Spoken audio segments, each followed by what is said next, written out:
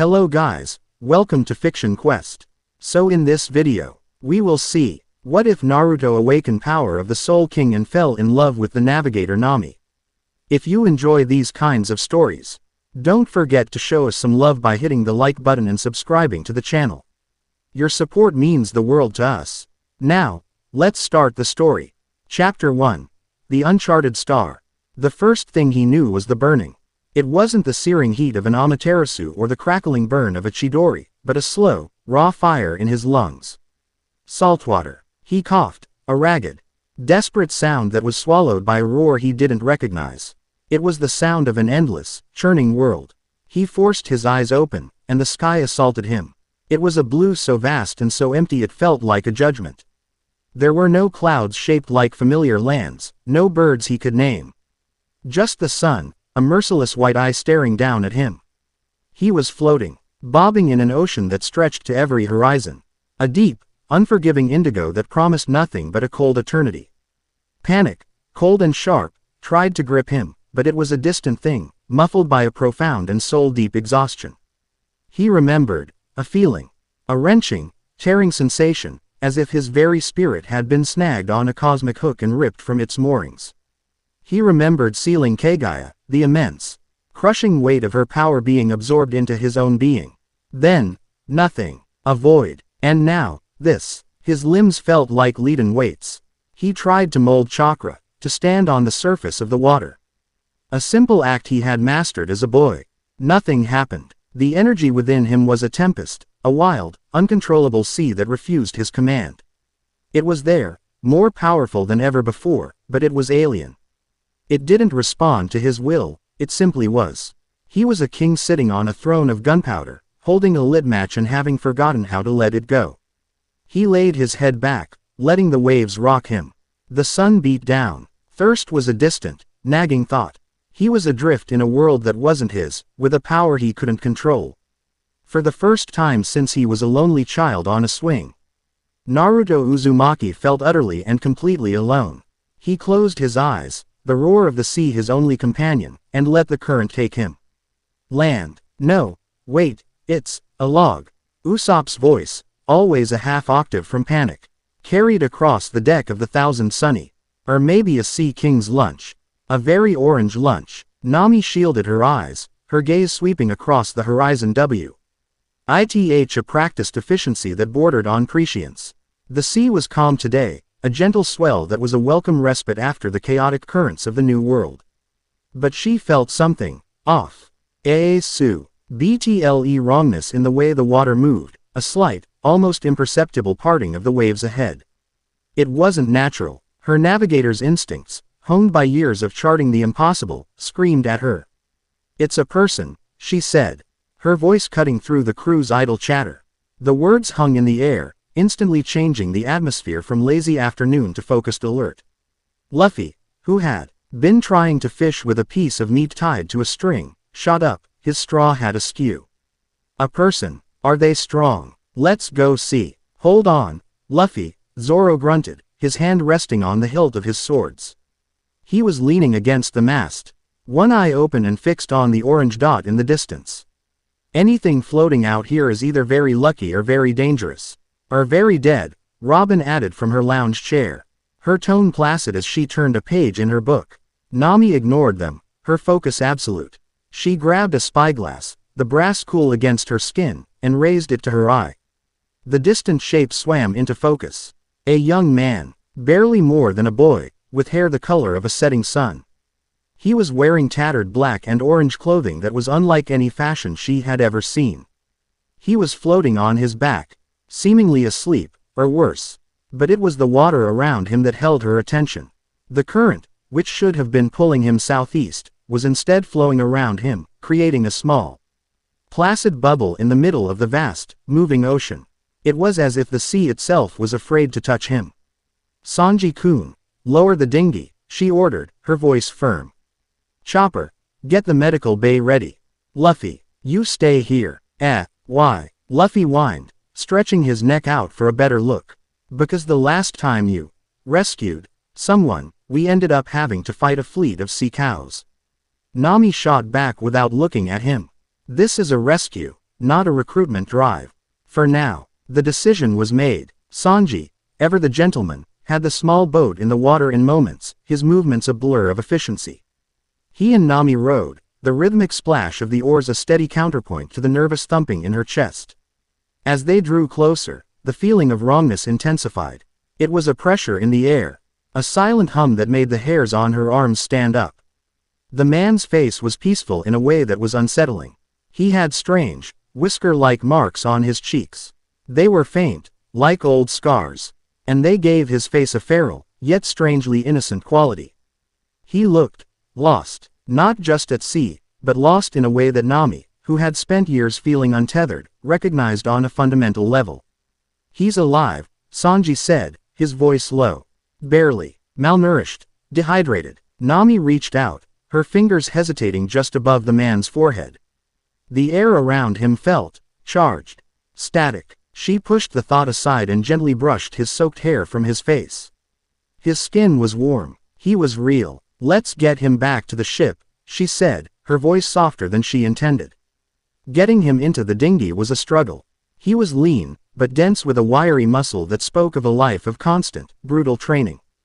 As they lifted him, his head lolled back, and a low groan escaped his lips. His eyelids fluttered. For a single, breathtaking moment, his eyes opened. They were blue, a blue so deep and so impossibly vibrant they seemed to contain the very sky they were reflecting. They weren't just looking. They were seeing, and in that brief instant, Nami felt as if he saw not just her, but the entire history of her soul, every joy, every fear, every betrayal. Then, his eyes rolled back, and he was gone again. Nami sat back in the dinghy, her heart hammering. The brief eye contact had shaken her more than any storm. It was a look that didn't belong on a castaway. It was the look of a king who had woken up in a beggar's body. Naruto awoke to the smell of cooking and the gentle creaking of wood.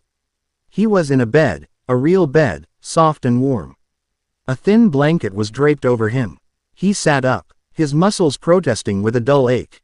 The room was small and clean, filled with medical charts and strange-looking instruments. A small, furry creature wearing a pink hat was grinding herbs with a mortar and pestle. "Oh, you're awake," the creature squeaked, dropping the pestle with a clatter. It had antlers and a blue nose. A talking reindeer. Naruto blinked. The elemental nations had summoning toads and ninja hounds, but this was something else entirely. "Where?" Naruto's voice was a rough rasp. "You're on the Thousand Sunny. I'm Tony Chopper, the ship's doctor," the reindeer announced proudly. "You were in bad shape. Severe dehydration and energy exhaustion. I gave you a nutrient drip." Before Naruto could process the talking reindeer, the door slid open. A whirlwind of people entered. A boy with a straw hat and an impossibly wide grin. A man with green hair and 3 swords strapped to his waist. A man with a long nose and goggles. A woman with black hair whose smile held 1,000 secrets. A blond man in a suit with a cigarette dangling from his lips, his eyes turning to hearts as he looked at the woman who followed him in. And then there was her. The woman with hair the color of tangerines. She was the one he remembered from the water. Her eyes, a warm, intelligent brown, met his, and he felt that same jolt he had on the boat. It wasn't a spark of attraction, not yet. It was a shock of recognition, like 2 magnets of the same polarity being forced together. "So, you're finally up," the straw-hatted boy boomed, stretching his arms over his head in a way that didn't seem humanly possible. "I'm Monkey D. Luffy, the man who's gonna be king of the pirates. Wanna join my crew?" Naruto stared at him blankly. King of the pirates. Crew. The words were familiar, but the context was utterly alien. "Luffy, give him a second to breathe," the orange-haired woman chided, stepping forward. She had a confidence that seemed to radiate from her, an aura of command that belied her slender frame. "My name is Nami. I'm the navigator of this crew. You were adrift in the middle of the New World. Do you remember what happened?" Naruto tried to piece it together. The war, Kagaya, the feeling of being torn. I was fighting," he said slowly, the words tasting strange in his mouth. "There was a pull. I don't know where I am. What is the New World?" The crew exchanged glances. It was Zoro, the green-haired swordsman, who spoke next, his voice a low rumble of suspicion. You've never heard of the New World, or the Grand Line, or the World Government. Each name was a blank. Naruto shook his head. I'm from Konohagakure, the village hidden in the leaves, in the land of fire. More blank stares. It was Robin, the dark-haired woman, who finally broke the silence. I have studied every known map and historical text, including the poneglyphs. No such land or village has ever been recorded. The reality of his situation crashed down on Naruto with the force of a physical blow. He wasn't just lost at sea.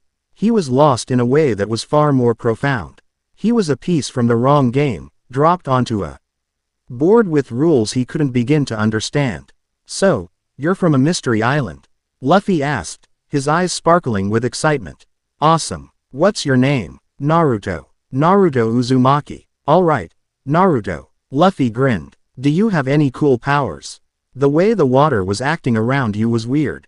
Naruto instinctively tried to access his chakra again. He could feel it, a roiling ocean of power within him. But it was still locked away, refusing his old commands. Yet, as he focused, he felt something else. A new sense. He could feel the people in the room, not just their physical presence, but their souls. He could feel Luffy's, a blazing sun of boundless, simple ambition.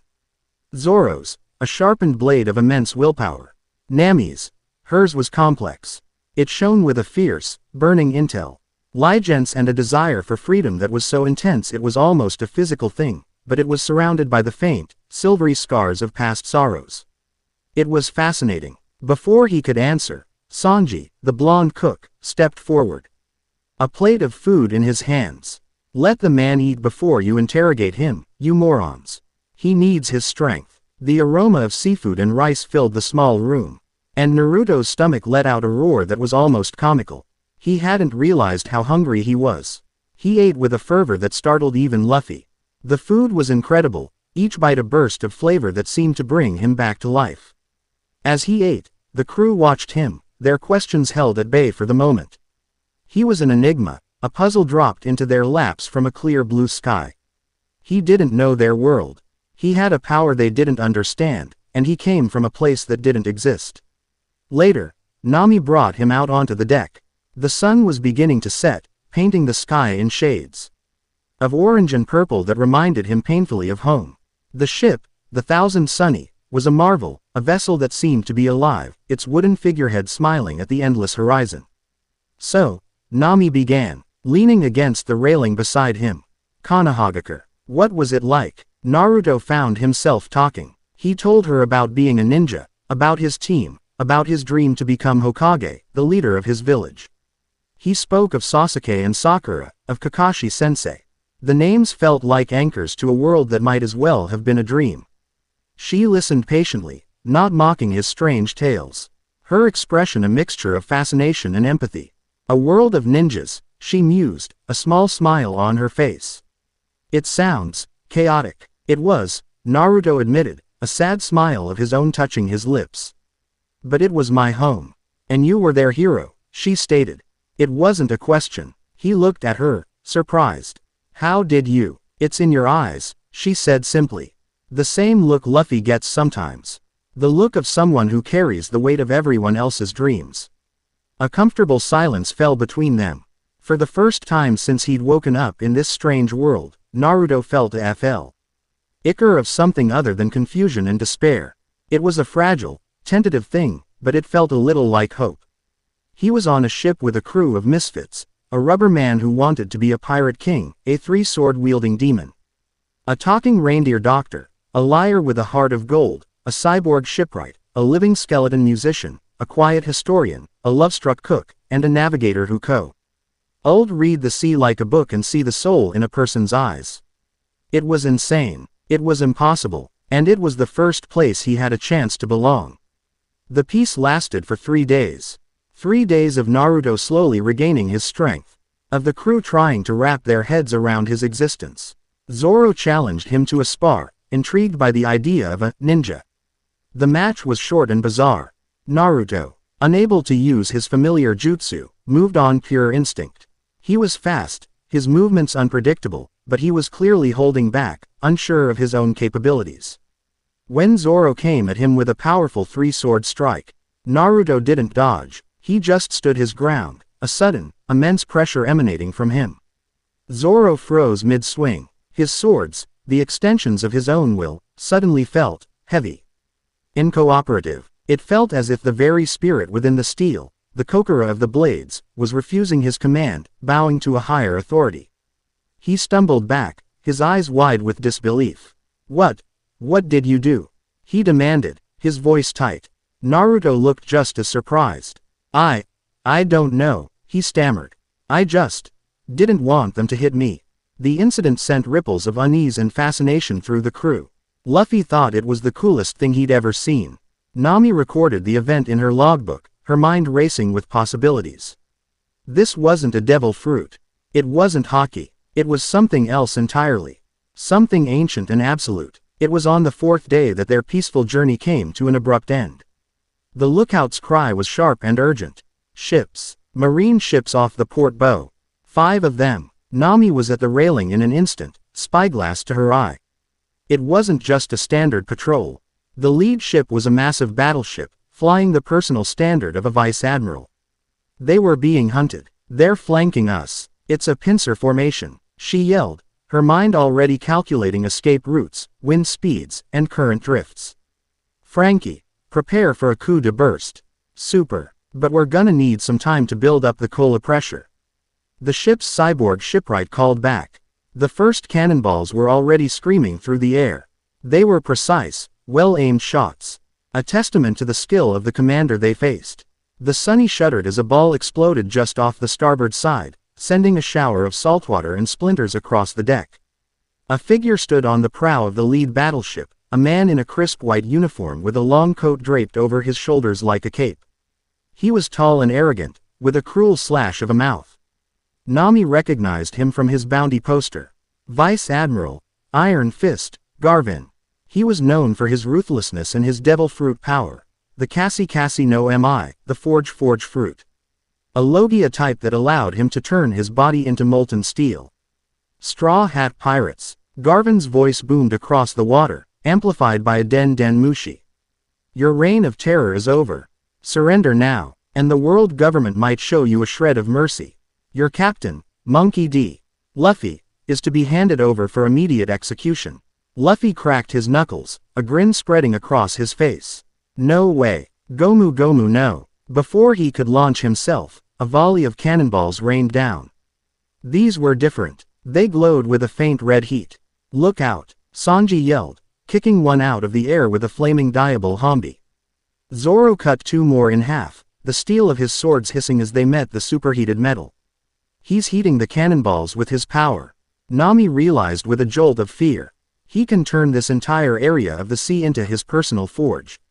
The battle was desperate. The Straw Hats were powerful, but they were outgunned and outnumbered. The Marines' strategy was sound, their cannon fire relentless. The Sunny was taking damage, its lion-headed figurehead scorched by an exploding shot. Chopper was scrambling to treat burns. Usopp was firing his pop greens, but he jungle of plants he created was instantly incinerated by the molten cannonballs. They were trapped. The coup de burst wasn't ready, and they couldn't fight their way out. The air was thick with the smell of gunpowder and burning wood. Desperation was beginning to set in. Naruto watched it all from the upper deck, a feeling of helpless rage building inside him. These people had saved him. They had shown him kindness when he was a stranger from another world. They had given him a place to be. And now, they were going to die because of a pompous fool in a white coat. The wild, alien power inside him surged, not with the familiar warmth of chakra, but with a cold, clear sense of purpose. It responded to his will, to his singular, overwhelming desire, protect them. Vice Admiral Garvin laughed from his ship, his body beginning to shimmer and glow with intense heat. This is the end, pirates. Witness the justice of the world government. All ships, fire at will. Scorch them from the seas. Dozens of cannons fired at once. A wall of molten steel and fire screamed through the air, aimed directly at the heart of the Thousand Sunny. It was a killing blow. There was no escaping it. Nami closed her eyes, her hands gripping the railing until her knuckles were white. Luffy stood defiant, ready to meet the end head-on. Zoro braced himself, a curse on his lips. And then, it stopped. Not with a bang, but with a profound and absolute silence. The volley of glowing cannonballs froze in midair, a constellation of miniature suns suspended between the fleets. The waves beneath them stilled. The wind died. The very sound of the battle seemed to be sucked out of the world. Naruto stood on the foredeck, his back to his new friends, facing the marine fleet. He hadn't moved a muscle. He had simply raised one hand. A pressure, immense and ancient, descended upon the ocean. It was not like Conqueror's Haki, which was a blast of willpower designed to overwhelm the weak. This was something far more fundamental. It was an aura of absolute authority. It was the feeling a chess piece might have when the player's hand hovers over the board. It was the quiet, unassailable truth of a king's presence. On the marine ships, men dropped their weapons, not out of fear, but out of a sudden, inexplicable sense of rightness. It felt wrong to hold a weapon in the presence of this being. It felt wrong to harbor thoughts of aggression. Their anger, their duty, their bloodlust, it all evaporated, replaced by a calm, placid feeling of awe. Vice Admiral Garvin felt it too. His Logia powers, the molten steel that was his very essence, sputtered. The heat receded. He felt a pressure on his soul, a gentle but irresistible force pushing him to his knees. He fought it, his pride and his ambition screaming in protest. But it was like trying to fight gravity. His legs buckled, and he collapsed to the deck of his own ship, his forehead pressed against the wood in a posture of complete submission. He was trembling, not with fear, but with a confusion so deep it threatened to shatter his mind. Naruto looked at the Vice Admiral, his vibrant blue eyes holding no malice, only a quiet, sad intensity. He didn't speak. He didn't need to. His will was now the law in this small stretch of ocean. The message was clear: you are not welcome here. Leave. He held the moment for a few seconds longer, a silent king surveying his pacified domain. The crew of the Thousand Sunny could only stare, their mouths agape, their minds unable to process what they were witnessing. They saw their new friend, the strange boy from another world, holding an entire marine fleet hostage with nothing but his presence. Then, the pressure vanished. The cannonballs, their momentum gone, dropped harmlessly into the sea with a series of hisses and splashes. The wind picked up again. The waves began to move. On the marine ships, sailors looked around, confused, as if waking from a dream. The Vice Admiral scrambled to his feet, his face pale with a terror he had never known. He barked a single, choked order: retreat. Full retreat. The fleet turned, disorganized and panicked, and fled as if the very devil was at their heels. On the deck of the Sunny, Naruto swayed. The world tilted, the edges of his vision going dark. The power receded, leaving behind an emptiness that was as overwhelming as its presence had been. His strength gave out completely. The strain of commanding reality itself too much for his conscious mind to bear. He collapsed, his last sight the shocked face of Nami as she rushed forward to catch him. The world went black before he hit the deck. Chapter 1 End. Chapter 2. The Weight of a Soul. Naruto woke up in the infirmary for the second time in a week. It was becoming a distressingly familiar experience. The scent of antiseptic herbs, the gentle rocking of the ship, the soft light filtering through the porthole. He felt drained, hollowed out, as if his soul had been stretched thin and hadn't quite snapped back into shape. He sat up, his body aching with a phantom strain. The door was slightly ajar, and he could hear the low murmur of the crew's voices from the deck. They were talking about him. He didn't need enhanced hearing to know that. Never seen Haki like that. That was Zoro's deep rumble. It wasn't Haki. It felt older. He just told them to stop. And they did. An entire fleet. Usopp's voice was a high-pitched mix of terror and hero worship. His spirit is immensely powerful, but it's an unrefined, chaotic energy, Robin's calm voice analyzed. It's like comparing a tidal wave to a well-aimed cannonball. Both are destructive, but one is a force of nature. The door slid open fully, cutting off the conversation. Nami stood there, a tray in her hands. She had a cup of tea and a small plate of rice crackers. Her expression wasn't one of awe or fear. It was the focused, analytical look of a navigator staring at an impossible weather phenomenon, determined to understand it, to chart it. "You're awake," she said, her voice even. She set the tray down on the bedside table. The rest of the crew fell silent outside, a silent admission that this was her conversation to have. Chopper said you just overexerted yourself. No permanent damage. Good, Naruto said, his voice hoarse. Is the ship okay? A few scorch marks. Frankie's already patching her up, she replied, pulling a stool over to his bedside. She sat down, her gaze direct and unflinching. We need to talk about what happened, Naruto. What was that? He looked down at his hands. They looked the same, but they felt like they belonged to someone else.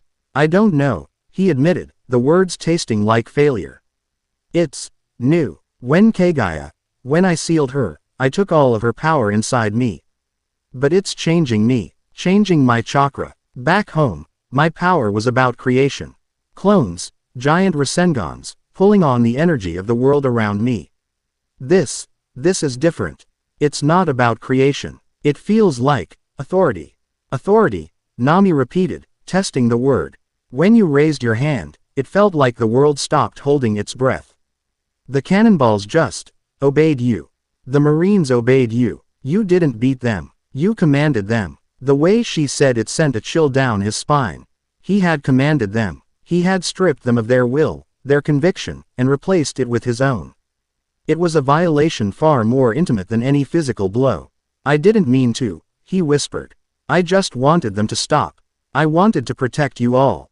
I know, she said, and her voice softened slightly. The analyst was receding, and the woman who had pulled him from the ocean was returning. But a power like that, it's not just a sword you can sheath, Naruto. It's a crown, and wearing a crown, whether you want or not, changes you. The world government won't see you as just another pirate. They'll see you as a king, a rival god. They will never, ever stop coming for you now. The weight of her words settled in the small room. He wasn't just a lost ninja anymore. He was a threat on a global scale. A piece that had been thrown onto the board with the power to flip it over entirely. And in doing so, he had painted a massive, unmissable target on the backs of the only people in this world who had shown him kindness. He rejoined the crew on deck an hour later. The atmosphere was thick with unspoken questions. Luffy, predictably, was the first to break the tension.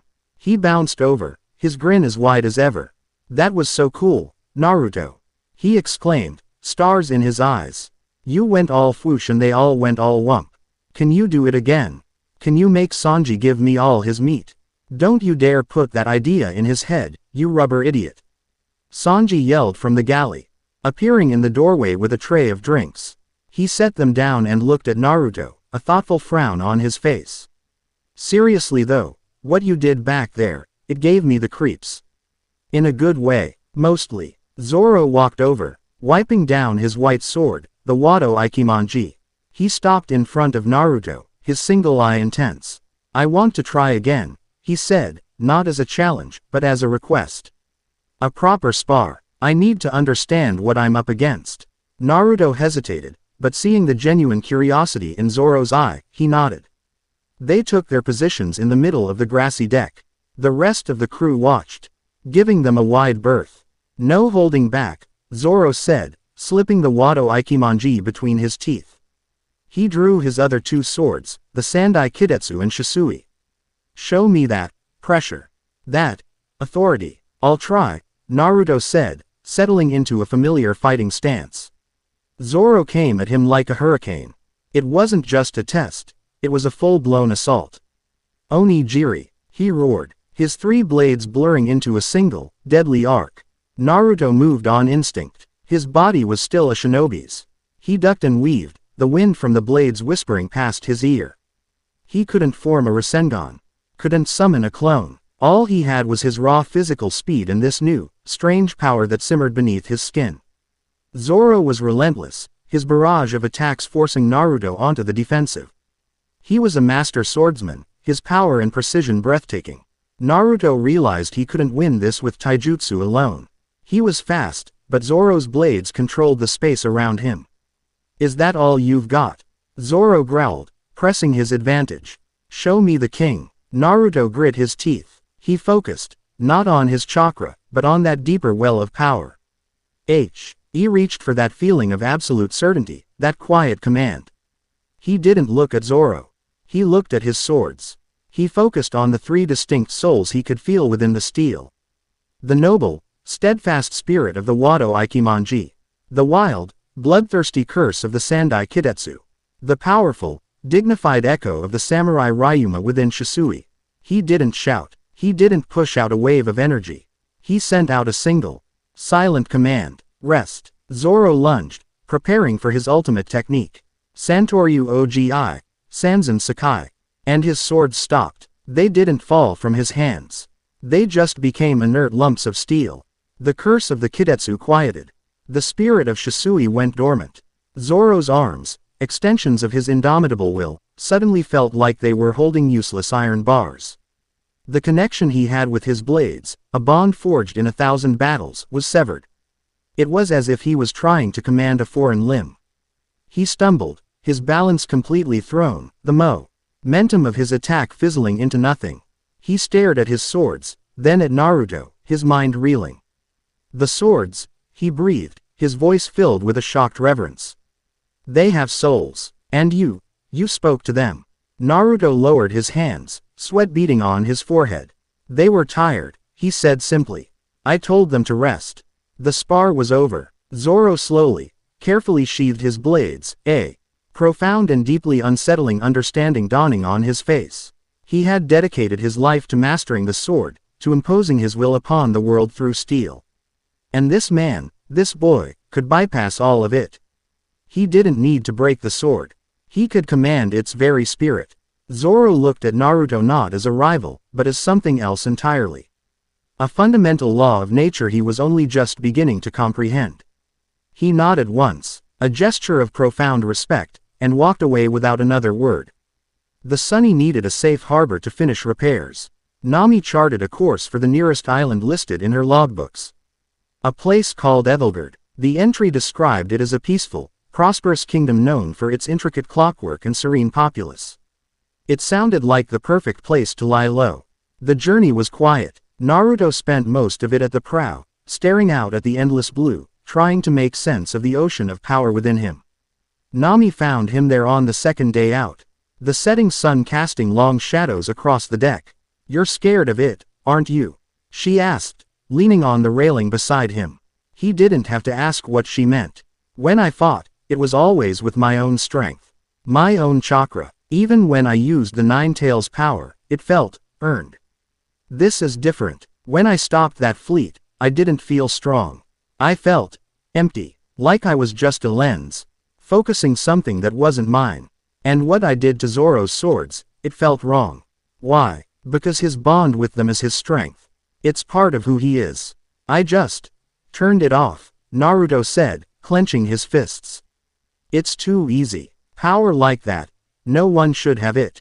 It's the kind of power that makes you think you have the right to decide things for other people. Nami was silent for a long moment, watching the waves.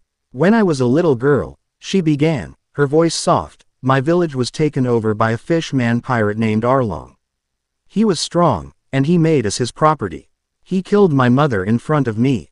And for 8 years, he forced me to draw maps for him, promising that if I could bring him 100 million berries, he would sell me back my village's freedom.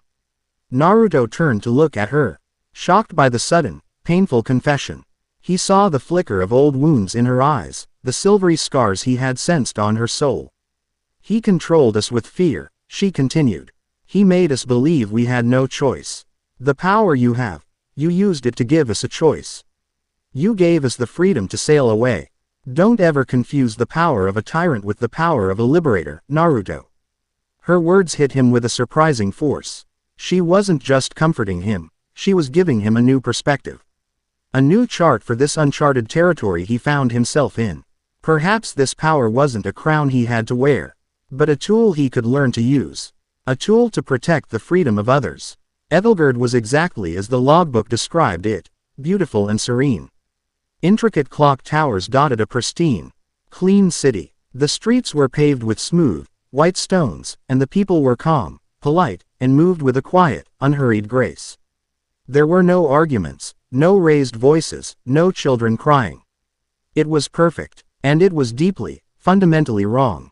The crew noticed it immediately. The smiles of the townspeople didn't reach their eyes. Their politeness was rote, their movements lacking any spark of spontaneity. It was the piece of a well-maintained museum, not a living city. They learned the island was ruled by a man named Lord Vespasian, a charismatic noble, who had single-handedly ended a brutal civil war a decade prior. He was beloved by his people, hailed as a savior who had brought them an era of unprecedented peace and contentment. While Frankie worked, Ed on the ship and the others restocked supplies, Nami, Naruto, Robin, and Sanji decided to investigate the city. The unsettling quiet was pervasive. They passed a tavern with no laughter, a market with no haggling, a playground where children played in near silence. "This place gives me the creeps," Sanji muttered, lighting a cigarette. "It's like everyone's sleepwalking." Robin touched the wall of a building, a thoughtful expression on her face. "It is said that conflict is the engine of progress. A society without any conflict is a society that is not alive." It was Nami who found the first real clue. She was talking to a woman selling apples in the market. Nami complimented the woman on the beautiful, handcrafted locket she was wearing. "My husband gave it to me," the woman said with a placid smile. "On our wedding day, I believe. He said it was the happiest day of his life." "You must have wonderful memories of that day," Nami prompted gently. The woman's smile faltered for a fraction of a second. A flicker of confusion crossed her face. "Memories. Yes, I suppose I do. It was a nice day. The weather was pleasant." She trailed off, her eyes vacant, before the placid smile returned. "Would you like an apple? They are very sweet." Nami bought an apple, her mind racing. The woman didn't remember the joy of her own wedding. She remembered the fact of it, like an entry in a history book, but the emotion was gone. It had been hollowed out. Later, they found the truth in the town's library. An old, forgotten text spoke of a forbidden devil fruit, the omoid no mi. The memory fruit. It allowed the user to extract and store specific memories from others, leaving the target with the factual knowledge of the event, but none of the emotional resonance. Lord Vespasian wasn't a savior. He was a thief of the highest order. He hadn't ended the war by creating peace, he had ended it by stealing the islanders' capacity for the passions that led to conflict, their love, their ambition, their righteous anger, and their greatest joys. He had traded their souls for tranquility. The knowledge landed like a stone in Nami's stomach. This was Arlong Park all over again, but worse. Arlong had caged their bodies. Vespasian had caged their hearts. Her hands clenched into fists. "We have to stop him," she said, her voice a low, furious whisper. "We have to give them their lives back." Lord Vespasian's castle was a marvel of clockwork precision, all gleaming brass and ticking gears. They found him in his grand hall, a vast, circular room lined with shelves. But the shelves didn't hold books. They held thousands upon thousands of glowing, fist-sized glass orbs. Each orb contained a swirling, colorful nebula of light. The stolen memories. Vespasian was a handsome, silver-haired man with kind eyes and a gentle smile. He greeted them not as intruders, but as honored guests. "The Straw Hat Pirates," he said, his voice as smooth as silk. "I had heard you'd arrived. Tell me, what do you think of my city? Is it not a paradise? A world free from the pain of strife?" "It's a prison," Nami shot back, her eyes blazing. "You've lobotomized them. You stole who they are." Vespasian's smile didn't waver. "Stole? No, my dear. I curated. I removed the burdens of extreme emotion. I took their painful memories of war, yes, but to balance the scales, I also removed the memories of their greatest joys. For it is the desperate chase for happiness, for glory, for love, that leads to jealousy, greed, and hatred. I have given them contentment. Is that not a worthy trade? You had no right to make that choice for them." Luffy yelled, stepping forward. Vespasian sighed, a look of paternal disappointment on his face. "Such passion. It is the very thing that will burn your world to ashes. But perhaps I can help you." He reached a hand out towards Luffy. "Let me take the burden of your promise to that red-haired man. You will be free of the weight of becoming Pirate King. You could be happy, right here." Luffy froze, his eyes going wide. But before the tyrant's power could take hold, Naruto stepped in front of him. "You won't touch my friends," Naruto said, his voice dangerously quiet. Vespasian turned his kind eyes on Naruto. Ah, the castaway. Your soul, it is a symphony of chaos. So much pain, so much loss, so much desperate, lonely ambition. Let me help you. Let me take the memory of your failed promise to your friend with the dark hair. Let me take the burden of being a hero. Naruto felt a strange, pulling sensation on his mind, a ghostly finger trying to pluck a string in his soul. But the ocean of power within him, the authority of the Soul King, simply brushed it aside like a nuisance.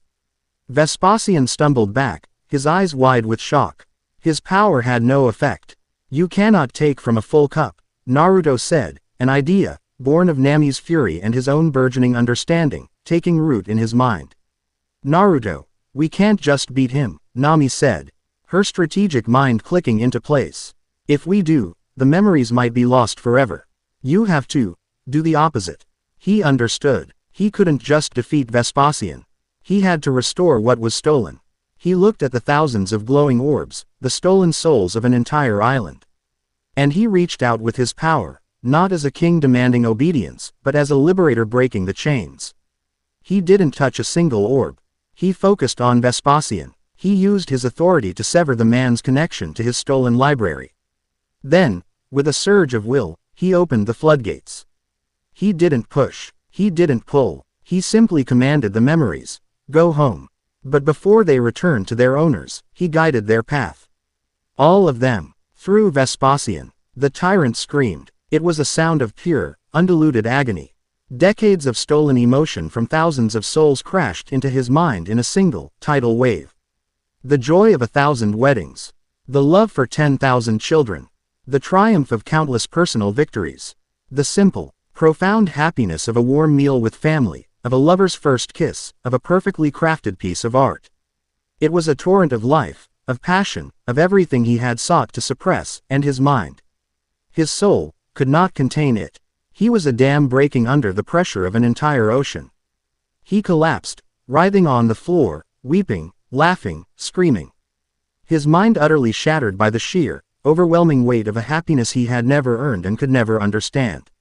Across the island, a wave of light washed over the people. A woman in the market gasped, her hand flying to her locket as the memory of her husband's tear-streaked face on their wedding day returned to her in a rush of overwhelming love. A blacksmith dropped his hammer, tears streaming down his face as he remembered the pride he felt when his son forged his first tool. In the playground, the children suddenly erupted into a cacophony of joyous, chaotic laughter. Ethelgerd awoke from its long, placid dream. The quiet was shattered by the sound of a people remembering what it felt like to be alive. That night, the 1,000 sunnies slipped out of the harbor amidst the sounds of a city rediscovering itself. Nami found Naruto on the observation deck, looking up at the stars. He was quiet, his shoulders slumped. "Are you okay?" she asked softly. "I don't know," he confessed. "What I did to him, it felt more brutal than anything I ever did in the war. I didn't just break his body or his mind. I broke his soul with someone else's happiness." Nami stood beside him, her presence a warm, solid comfort in the cool night air. "You didn't break him, Naruto. You forced him to see the truth. There's a difference." She hesitated for a moment, then she began to speak. She told him everything. About the tangerines. About Belmere. About her promise. The maps, the blood and tears she had shed for 8 years, believing that freedom was something that could be bought. Shish. He told him about Luffy arriving like a storm, not caring about the past or the price, only about the fact that his navigator was crying and needed help. "Freedom isn't something you can buy," she said, her voice thick with emotion. "And it isn't something a benevolent leader can give you. It has to be fought for. It has to be chosen. What you did today, you didn't just give those people back their memories. You gave them back the right to choose. The right to fight for their own happiness, no matter how messy or painful it gets. Don't you ever think that's a violation?" He listened, and for the first time, he understood the silvery scars on her soul were not signs of weakness, but marks of a strength he could barely comprehend. She had endured a cage and had come out with a spirit that cherished freedom above all else. In her, he saw a reflection of his own yearning, for a place to belong, for people to protect. He looked from her fierce, determined profile to the endless, starry sea. This world was not his home. But for the second time since he'd arrived, he felt a profound sense that he was exactly where he was supposed to be. Chapter 2 End. Chapter 3. The Silent Song of the Void. The world rippled. For a single, imperceptible instant across the vastness of the Grand Line, the fabric of reality seemed to stutter, like a skipped heartbeat. On the island of Rajan, where lightning never ceased, the thunder fell silent for a full second. In the deepest trenches of the sea, ancient kings stirred from a slumber of centuries, sensing a change in the world's fundamental hum. And in the hallowed, silent halls of the Pangaea Castle in Mary Geois, a globe that had spun without cease for 800 years, charting the fates of nations and the tides of power, wobbled on its axis. The five elders, the highest authority of the world government, stood from their seats as one. They felt it not as a tremor in the earth, but as a discordant note in the grand, silent symphony of their absolute control. It was the feeling of an unknown variable, a chaotic element, being written into an equation they had long since solved. It was the feeling of a new king stepping onto the board, uninvited and unknown. Far away, in a world of green leaves and towering stone faces, the ripple was felt with a far more personal agony. Sasuke Uchiha stood in a scorched clearing, the lingering scent of ozone still clinging to the air. The residual energy here was a chaotic mess, a violent tear in the veil between worlds. It was nothing like the ordered, dimensional pathways of Kagai's techniques. This was a wound, raw, untamed, and bleeding a power that felt terrifyingly vast. His Rinnegan could see the faint, shimmering edges of the scar in space-time, but it was fading.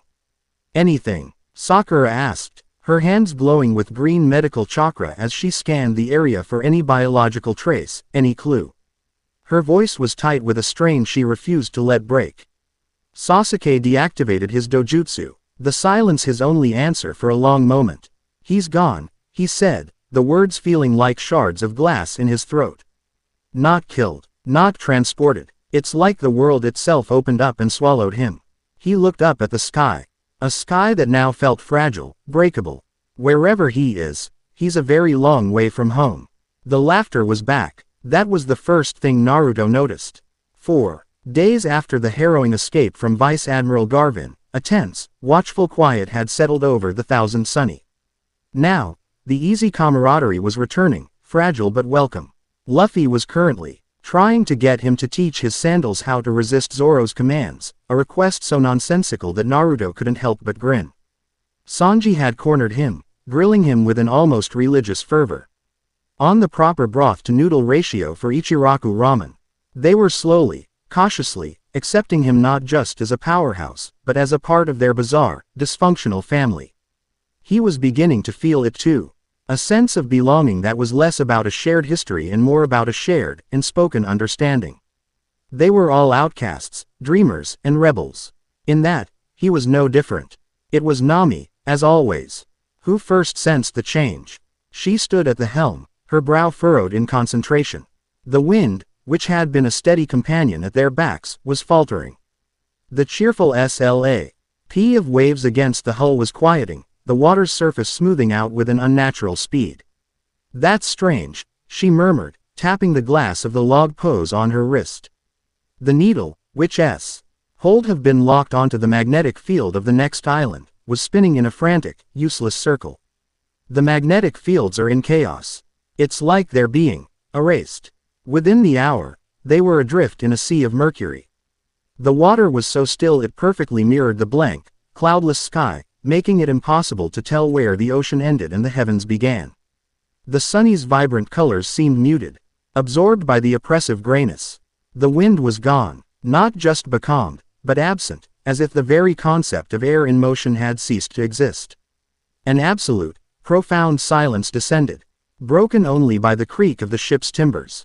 A chill crept over the deck, one that had nothing to do with the temperature. It was a coldness of the spirit. Usopp, who had been in the middle of a grand, embellished tale of his fictional battle with 100 sea kings, trailed off mid-sentence, the lie dying on his lips. It suddenly seemed pointless, a childish waste of breath. Frankie, who had been drafting blueprints for a new, cola-powered cannon, set his pencil down. The drive to create, the burning passion for innovation, had been replaced by a dull, listless fatigue. The apathy was a creeping poison, seeping into the very heart of the crew. Naruto felt it brush against the edges of his own consciousness, a siren's call to simply let go, to stop striving, to accept the comfortable embrace of nothingness. But the maelstrom of power within him, the chaotic fusion of his own indomitable will and the soul of a broken god, acted as a bulwark. The nihilism washed over him and found no purchase, like a wave breaking against a cliff of pure, stubborn life. He looked around and saw the poison taking hold of his friends. Sanji was staring into his galley, the thought of planning their next magnificent meal feeling like an insurmountable chore. Robin had a book open on her lap, but her eyes were unfocused, her insatiable thirst for knowledge evaporated. Then he saw Zoro. The swordsman sat in his usual spot, meditating, but his posture was slack, his spiritual energy, usually a focused, razor-sharp presence, was diffused and weak. Naruto could feel it, the dream that was the core of Zoro's being. The promise made to a fallen friend to climb the mountain and become the world's greatest swordsman was fading. It was becoming a distant, unimportant thing, a foolish ambition from a life that felt like it belonged to someone else. His gaze snapped to Luffy. The captain of the Straw Hat Pirates, the man whose will was a force of nature, was sitting on his special seat on the Sunny's figurehead, staring blankly at the horizon. "Luffy," Naruto called out, his voice sounding unnaturally loud in the dead air. Luffy turned his head slowly. The fire in his eyes, the boundless, world-conquering optimism, was gone. It was replaced by a placid emptiness. "The One Piece," Luffy said, his voice a monotone. "It's probably not that great anyway. Seems like a lot of work. Maybe we should just stop." The words hit Naruto like a physical blow. Luffy, giving up. It was a concept so fundamentally wrong it felt like the universe was breaking. He turned and saw Nami in her cartography room, visible through the open door. She was surrounded by her life's work. Rolls of meticulously drawn charts, the testament to her genius, her ambition, her soul.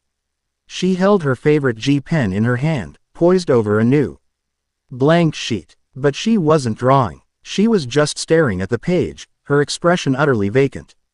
He could feel her dream, the grand, beautiful ambition to map the entire world, crumbling into dust. The desire that had driven her through hell and back was dissolving, leaving behind only a hollow ache. Slowly, with a sense of finality, she let the pen slip from her fingers. It clattered onto the floor, the sound echoing the shattering of her spirit. Naruto's blood ran cold. This wasn't a natural phenomenon. This was an attack, an execution of the soul. He was the only one left standing. He was their anchor, the only thing keeping them from being swept away into this silent, gray void. His fear was quickly consumed by a surge of protective rage. "You will not have them." The thought was a silent roar in the stillness. As if in answer, a shape began to form above the placid water. It shimmered into existence, a being of woven silence and colorless light. Vaguely humanoid but without any defining features. It was beautiful and terrible, a living embodiment of the void. It did not speak with a voice. Its thoughts simply appeared in Naruto's mind, cold and precise. An anomaly. Your will is loud, a discordant note in the grand silence. It is unpleasant. What are you? Naruto demanded, his fists clenched. What have you done to my friends? I am a herald. I serve the conductor. I bring the gift of peace. The cessation of struggle. Their dreams are a cacophony. Their ambitions, a grating noise. I have silenced their songs so they may know the beauty of the void. They are a feast of will. Their potential, squandered on pointless journeys, is now being returned to a state of perfect, harmonious nothingness. Naruto stared at the ethereal being, a cold understanding dawning. This creature, this herald, didn't just drain will. It fed on it. The Straw Hats, with their world-shaking dreams, were a banquet. Give them back, Naruto growled. It is not possible. The song, once silenced, cannot be restarted. But your song is strong. A chaotic, defiant melody. Surrender it to me. Cease your pointless struggle, and I will grant you a peace you have never known. Naruto knew then that words were useless. A physical attack would be like punching mist. This battle had to be fought in the place where the war was being waged, the soul. He had no idea how to do it. He only knew he had to try. He closed his eyes, shutting out the gray world, and focused inward. He didn't mold chakra, he reached for the crown. For the authority that he was only just beginning to understand. He didn't try to command the world outside. He commanded himself. He willed his spirit, his consciousness, to project outward, to meet this herald on its own terms. The world dissolved. He was adrift in a plane of pure thought. There was no up or down, only a gray, featureless infinity that mirrored the Dead Sea. In the distance, the siren of silence hovered, a black hole of spirit, pulling all things toward its core of absolute apathy. It attacked. The assault was not of energy or force, but of pure, weaponized despair. Visions flooded Naruto's mind, crafted from his deepest fears. He saw himself as a child, alone on the swing, the entire village walking past, their faces a mask of hatred and fear. He saw Jiraiya, dying, sinking into the depths, a bloody smile on his face. He saw Sasuke, turning his back on him again and again, the bonds of their brotherhood shattering into nothing. Your struggle was for nothing, the siren's thoughts whispered, coiling around him like a snake. You chase a ghost. You save those who will only betray you.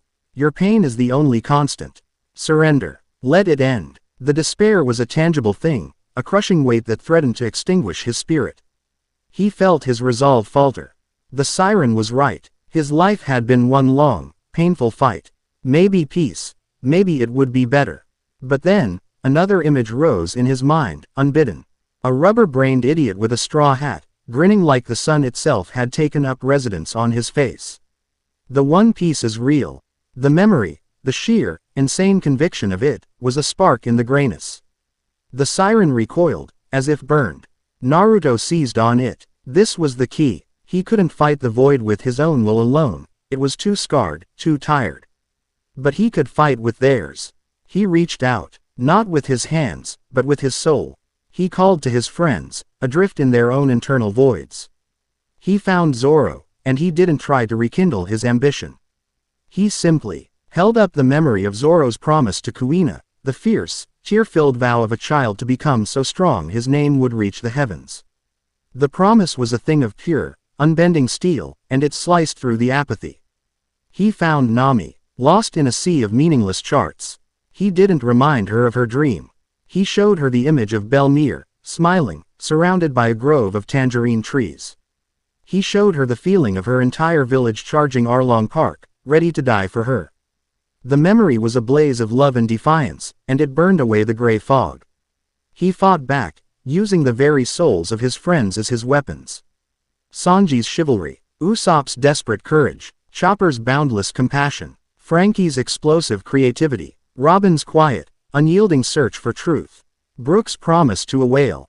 Each dream, each promise, each unbreakable bond was a new instrument in a symphony of defiance. Noise. The herald shrieked, its form flickering, destabilizing. Meaningless, chaotic noise. Cease. It unleashed a final, desperate wave of absolute nihilism. But Naruto was ready. He met it with the single most powerful, most illogical, most chaotic force he had. He held up the memory of his first meeting with Luffy, the boy who had looked at the monster inside him and had simply, without question, called him a friend. He channeled the pure, unadulterated freedom that was the soul of Monkey D. Luffy, the dream of being the freest man on the sea, the king of the pirates. He didn't just show it to the herald. He grabbed the siren's essence and forced it to feel it. The unrestrained joy, the absolute belief in one's friends. The sheer, glorious, stupid optimism of a boy willing to challenge the entire world for the sake of his dream. For a being of pure, logical entropy, the experience was poison. It was like forcing a creature of the darkest abyss to stare directly into the sun. The siren of silence let out a psychic scream that was the sound of a paradox tearing itself apart. The perfect logic of the void was shattered by the beautiful, messy, impossible illogic of a mortal's dream. The herald's form dissolved, not destroyed, but utterly defeated, banished from a reality it could no longer comprehend. Naruto's consciousness snapped back to his body with the force of a physical blow. He fell to his knees on the deck of the Sunny, gasping, his mind and soul aching. From the strain of a battle fought with no fists, a collective gasp swept the deck. One by one, The straw hats shook their heads, their eyes clearing as if waking from a long and terrible dream. The fog of apathy lifted, and their spirits, their ambitions, came rushing back in a tidal wave. The near loss of their dreams made them more precious, more fiercely held than ever before.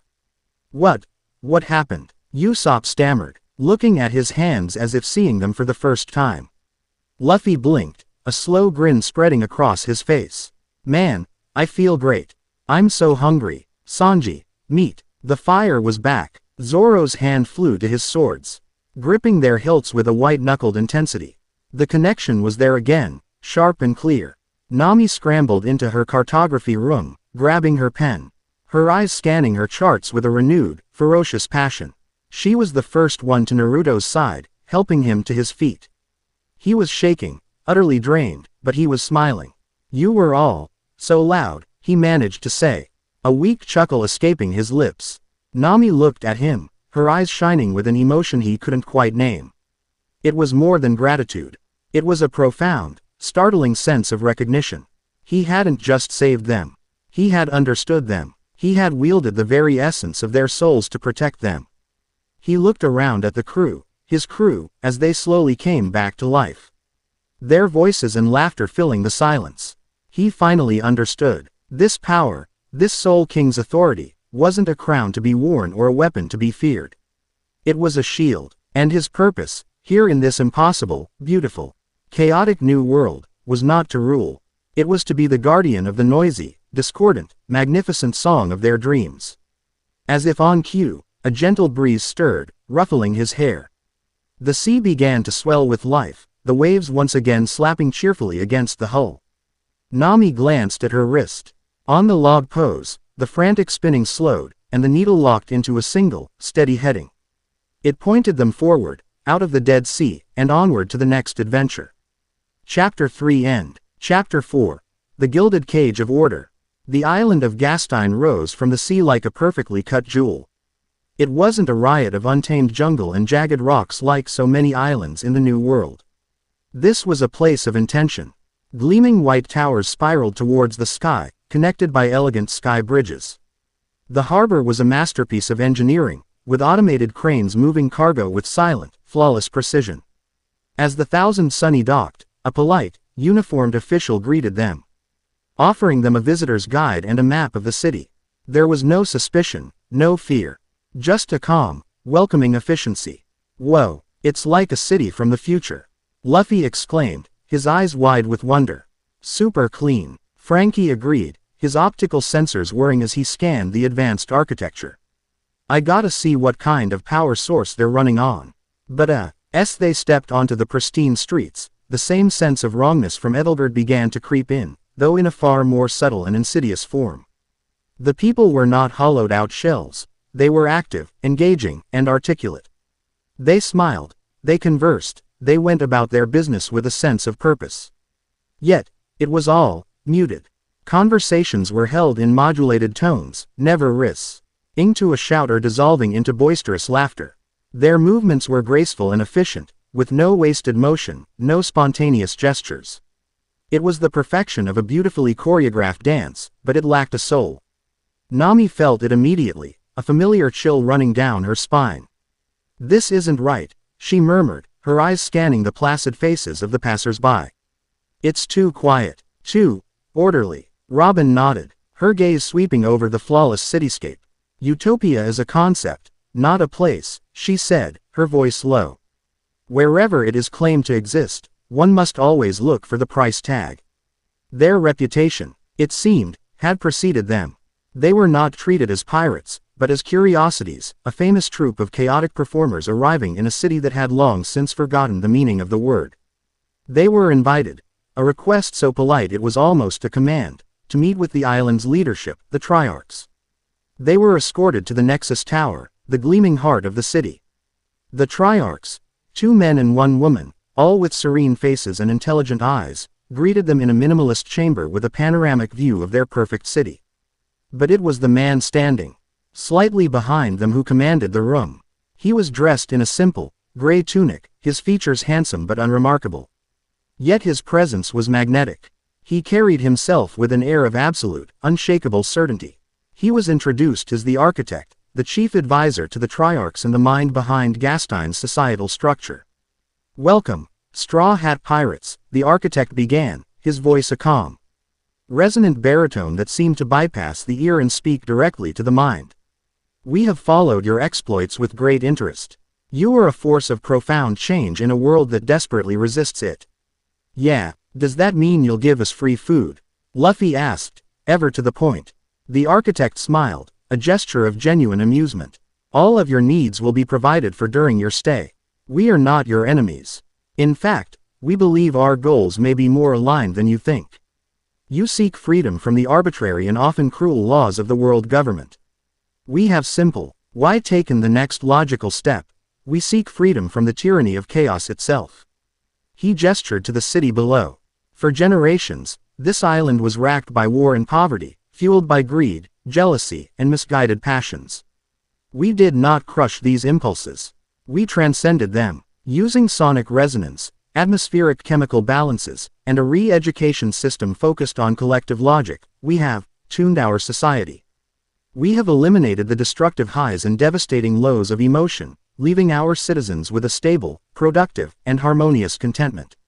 Sanji bristled. "You're saying a world without passion is better? A world without the burning love that inspires a chef to create a divine meal for a beautiful lady?" "I am saying," the architect replied, his gaze unwavering, "that for every divine meal inspired by love, a city is burned to the ground in a fit of jealousy. We have chosen peace over passion, predictability over the chaos of radical free will. Is a world without crime, without hunger, without war, not a worthy goal?" His eyes then settled on Naruto. The gaze was piercing, analytical, and held a startling depth of understanding. "And then there is you, Naruto Uzumaki, the Ghost King, an entity of unprecedented power. We have studied the reports from the G5 Marine Base. Your ability is not hockey. It is not a devil fruit. It is something foundational, an authority over the very will of others." The architect stepped forward, his expression one of sincere, compelling invitation. "You see chaos and you command it to be still. You see conflict and you impose peace. You are the living embodiment of our philosophy. What we have achieved here through decades of careful scientific application, you can do with a mere gesture." He paused, letting the weight of his words fill the room. "The world is broken, Naruto Uzumaki. It is a symphony of screaming, discordant notes. Pirates, marines, revolutionaries, all struggling for dominance, all perpetuating a cycle of suffering. But you are the conductor. You hold the baton. You have the power to force the entire orchestra into a single, perfect, harmonious chord. Imagine it, a world united under your benevolent guidance. An end to all war. An end to all suffering. It is not control," he added, his voice dropping to a conspiratorial whisper, "it is salvation." The offer hung in the air, seductive and terrible. Naruto was stunned into silence. A part of him, the part that had waded through the blood and tears of the Fourth Great Ninja War, the part that had seen friends and comrades die for a peace that was always so fragile, screamed that the architect was right. A world without war. Wasn't that the dream he and Jiraiya had shared? Wasn't that the ultimate goal? He thought of the endless cycles of hatred he had fought his entire life to break. The architect wasn't offering tyranny, he was offering a final, perfect end to pain. He didn't realize he was nodding slightly until he heard Nami's voice. Sharp and cold as ice. "No." Every head in the room turned to her. She stood with her arms crossed, her eyes blazing with a fury that seemed to crack the serene atmosphere of the room. "You're just another tyrant," she spat, her voice trembling with rage. "You're worse than Arlong. At least he was honest about his cage. You've convinced the prisoners to love their bars. You talk about peace, but what you've created is a world of zombies. A life without the freedom to feel pain is also a life without the freedom to feel real joy. A life without choice isn't a life at all." She turned to Naruto, and her furious gaze softened into one of desperate pleading. "Naruto, don't listen to him. This isn't peace, it's death. The kind of quiet you find in a graveyard." The friction between them was a palpable thing. It was the first time they had stood on truly opposite sides of an ideological chasm. Naruto looked from the architect's logical, compelling argument for a perfect world to Nami's fierce, passionate defense of a broken one. And for the first time since arriving in this world, he was truly, dangerously lost. The architect saw the wedge he had driven and moved to hammer it home. Over the next 2 days, the Straw Hats were given free rein of the city, a gesture of transparent trust that was in itself a trap. And the crew, being who they were incapable of conforming to Gastine's sterile harmony. Luffy, delighted by the towering skyscrapers, used his gum-gum rocket to launch himself around the city, his joyous woo echoing through the unnervingly quiet streets. The placid citizens below didn't scream or run. They simply stopped, tilted their heads in unison like a flock of birds, their faces masks of mild, clinical confusion at this display of radical enthusiasm. Zoro, trying to find a tavern with decent sake, got hopelessly lost and ended up sleeping at the base of a public monument, his 3 swords and demonic aura causing a silent, 100-foot radius circle of avoidance around him. No one challenged him, but his very presence was a disruptive ripple in their calm pond. Sanji, appalled by the functional, nutrient-paced dispensing cafes, commandeered a public kitchen and began cooking a real meal. The rich, passionate aromas of garlic, spices, and sizzling meat, the smell of life itself, wafted through the sanitized air, and citizens who caught the scent would falter in their steps, a flicker of a long-forgotten sensation crossing their faces before their conditioning reasserted itself and they moved on, subtly disturbed. The architect used it all. Broadcasts on the city's public screens showed carefully edited footage of the crew's antics. Luffy's joyful flight was framed as a dangerous disregard for public safety. Oro's nap was presented as an intimidating display of latent aggression. Sanji's cooking was portrayed as a biochemical disruption to the city's carefully balanced atmospheric contentment. The Straw Hats were not villains. They were a virus, an infection of chaos. The citizens, conditioned to fear and reject strong stimuli, began to shun them. Their polite smiles were replaced with blank stares. They would cross the street to avoid them. The gilded cage was beginning to feel very small. Naruto saw it happening, and it tore him apart. He and Nami argued, their conversations tense and frayed. "You see, they're afraid of us," he said one evening, watching as a mother pulled her child away from the sight of Chopper in his human form. "We don't belong here. We're breaking their peace." "They're not afraid, Naruto. They're programmed," Nami shot back, her voice tight with frustration. "He's making them see us as the enemy because we remind them of what it means to be human. Don't you get it? He's doing the same thing to you." The confrontation came to a head in the city's grand central plaza, a vast, open space of white marble and perfectly manicured trees. The architect had summoned them. The Triarchs standing behind him like silent statues. A crowd of citizens had gathered, their faces passive and watchful. "The experiment is over," the architect announced, his amplified voice echoing across the plaza. "The people of Gastine have observed your behavior, and they have concluded that your brand of chaotic individualism is a threat to the harmony we have worked so hard to build." He then activated the island's primary defense system. It wasn't a weapon, it was an invisible field, the Aegis of Serenity, which began to emanate from pylons hidden throughout the plaza. It was T-He system that maintained the island's emotional balance, but now it was focused, amplified, and aimed directly at the Straw Hat crew. It was a suffocating wave of pure apathy. The crew staggered as if hit by a physical blow. Luffy's grin faltered and vanished. The desire to fight, to be free, was being systematically leached out of him. Zoro's hand, reaching for his swords, suddenly felt heavy and useless. The will to struggle seemed like a distant, foolish memory. Nami grit her teeth, her mind, her greatest weapon, becoming foggy and slow, the desire to strategize, to win, evaporating. Only Naruto remained untouched, his internal power a roaring furnace that incinerated the apathy before it could take root. The architect focused his attention on him. "Look at them, Naruto. This is your choice. You see how easily their passions are quieted. How easily their chaos is contained. They are suffering. Join me. Let me show you how to use your power to give them this peace permanently. And then, we can give it to the entire world. Or, you can stand with them, branded an enemy of order, an agent of chaos. You will be cast out, and we will build our defenses to ensure your contagion never infects us again." He gestured to Nami, who was on one knee, struggling against the crushing mental weight. "Look at your navigator. Her mind is a tempest of fear and ambition. I can calm that storm forever. I can give her peace. Naruto looked at his friends. He saw Luffy, the embodiment of freedom, struggling against invisible chains. He saw Zoro, the iron-willed swordsman, looking at his own hands with disinterest. He saw Nami, her fiery spirit being extinguished like a candle in the wind. He remembered her words in the infirmary. Don't ever confuse the power of a tyrant with the power of a liberator. He remembered her fury in the Nexus Tower. A life without choice isn't a life at all. He thought of the smiles in Ethelgard.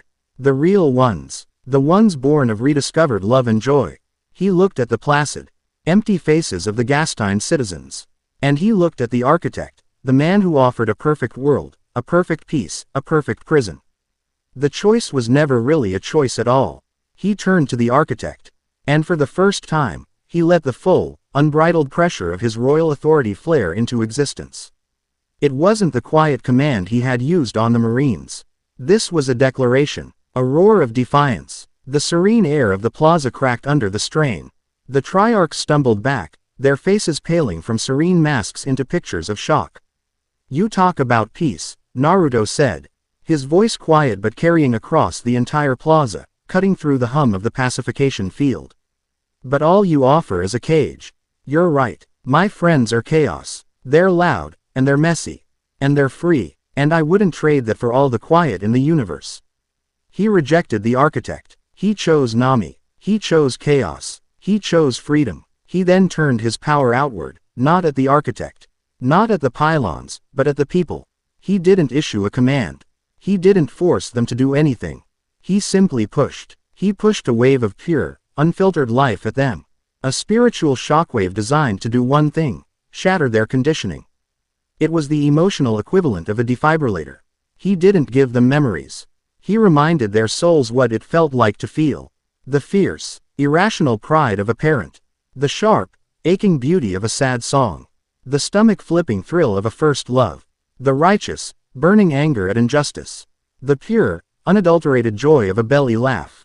A single, collective gasp swept through the crowd of thousands. A woman's eyes widened, and a tear, a real, emotionally charged tear, traced a path down her cheek for the first time in a decade. A man looked at his friend, and a genuine, booming laugh erupted from his chest, a sound so alien and so wonderful that he clutched his stomach in shock. Two teenagers who had stood side by side with placid indifference suddenly saw each other for the first time, and a spark of awkward, terrifying, exhilarating attraction arced between them. The aegis of serenity flickered and died, its logic overwhelmed by the sheer, chaotic data of thousands of authentic human emotions being reborn at once. The straw hats were freed, gasping as their spirits came roaring back to life. The architect stared, his face a mask of horror. His perfect, ordered society, his life's work, was collapsing into a beautiful, messy, glorious riot of human feeling. People were shouting, crying, laughing, arguing. A couple was kissing passionately. Two men had started a heated debate over politics. It was chaos. It was life. He looked at Naruto, his eyes filled with the rage of a god whose altar had just been desecrated. You have ruined paradise. No, Naruto said, walking over to Nami and helping her to her feet. I just reminded them that they were already in it. He didn't need to fight his way out. In the beautiful bedlam, no one even noticed them leave. Naruto and Nami walked side by side, the rest of the crew following, as they headed back to the harbor. She looked up at him, her eyes shining with relief and an admiration that made his chest feel tight. Their hands brushed, and this time, neither of them pulled away. They had faced a philosophical abyss, and they had chosen to jump to the same side. Their bond was no longer just one of friendship or circumstance. It was forged in a shared, unshakable belief in the glorious, chaotic, and absolute necessity of freedom. Chapter 4 End. Chapter 5. A Clash of Kings. The air after the liberation of Gastine was different. On the deck of the Thousand Sunny, the crew's usual chaotic energy was tinged with a new level of respect for the quiet blonde man who sat with his back against the mast, trying to teach himself how to fish. They had seen his power before, but in Gastine, they had seen his heart. He had been offered a perfect, ordered world and had chosen their messy, unpredictable one without hesitation. He had chosen them. Nami found herself watching him more often than she'd admit. She'd be at the helm, charting their course. And her eyes would drift to him. He was an impossible contradiction. A being with the power to command the souls of men and the fabric of reality, who would then spend 20 minutes getting a fishing line hopelessly tangled in his own feet. He carried the weight of a god but wore it with the awkward grace of a boy who was still surprised by his own shadow. Their argument in Stein had been the first true storm between them, and having weathered it, they had found a new, unspoken understanding. A quiet harbor. One sunny afternoon, a news coup swooped down from the sky, its cheerful cry a stark contrast to the bombshell it carried. It dropped the morning paper and a stack of new bounty posters onto the deck. Luffy, naturally, snatched them up first. "All right, let's see how famous we are now," he cheered, unrolling the sheets. His own bounty had risen, as had the others, incremental jumps that reflected their continued defiance of the world government. Then he got to the last one. He froze, his perpetually wide eyes somehow growing even wider. Guys," he said, his voice uncharacteristically subdued. He turned the poster around.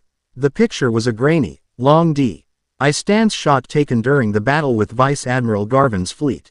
It showed Naruto standing on the deck, one hand raised, the sea behind him unnaturally calm, the frozen cannonballs just visible as dark specks. The image was haunting, capturing a moment of impossible power. Below the image, the name was stark and bold. Naruto Uzumaki, the Ghost King, and beneath the name, the bounty was a beer so staggering it seemed to suck the air from the deck. 3,800,000,000 berries. A dead silence fell over the crew. Chopper's eyes bugged out of their sockets. Usopp's jaw hit the wood with a comical thud. Sanji's cigarette fell from his lips. 3,800,000,000. Nami whispered, her voice barely audible. It was a sum that was beyond astronomical. It was a number reserved for the most dangerous, most world-altering threats. It was a bounty that put him squarely in the same league as the four emperors, the supreme rulers of the New World. Ghost King, Robin mused, her expression thoughtful and grim. An apt title. They don't see him as a man, but as a supernatural force. A specter of absolute authority that haunts the established order. Naruto stared at the poster, at the face that was his but felt like a stranger's. The number didn't feel real. The title felt like a brand. It was the physical manifestation of the architect's offer, the world government's fear made plain. They didn't just want him captured. They wanted him erased. He wasn't a pirate. He was a rival deity. Zoro picked up the poster, his single eye scanning the number. He wasn't shocked. A grim, challenging smile touched his lips. "Well," he grunted, "that's bound to attract the wrong kind of attention." His words were an understatement. They were a prophecy. The sea itself seemed to agree. That evening, the weather turned. It wasn't a natural shift. The sky, a clear, placid blue only an hour before, bruised into a violent purple-black. The wind began to howl, a low, mournful sound that set the ship's rigging vibrating like a plucked string. The waves grew into monstrous, jagged peaks of black water, tossing the thousand sunny about like a child's toy. "This isn't a storm, it's a tantrum," Nami yelled from the helm. Her hands flying across her charts, her hair whipping around her face.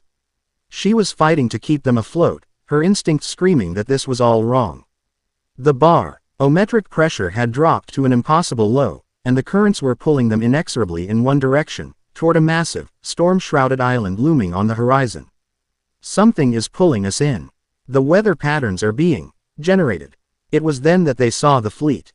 A collection of dark, imposing ships, their flags bearing the grinning skull and cross-horned emblem of the beast pirates.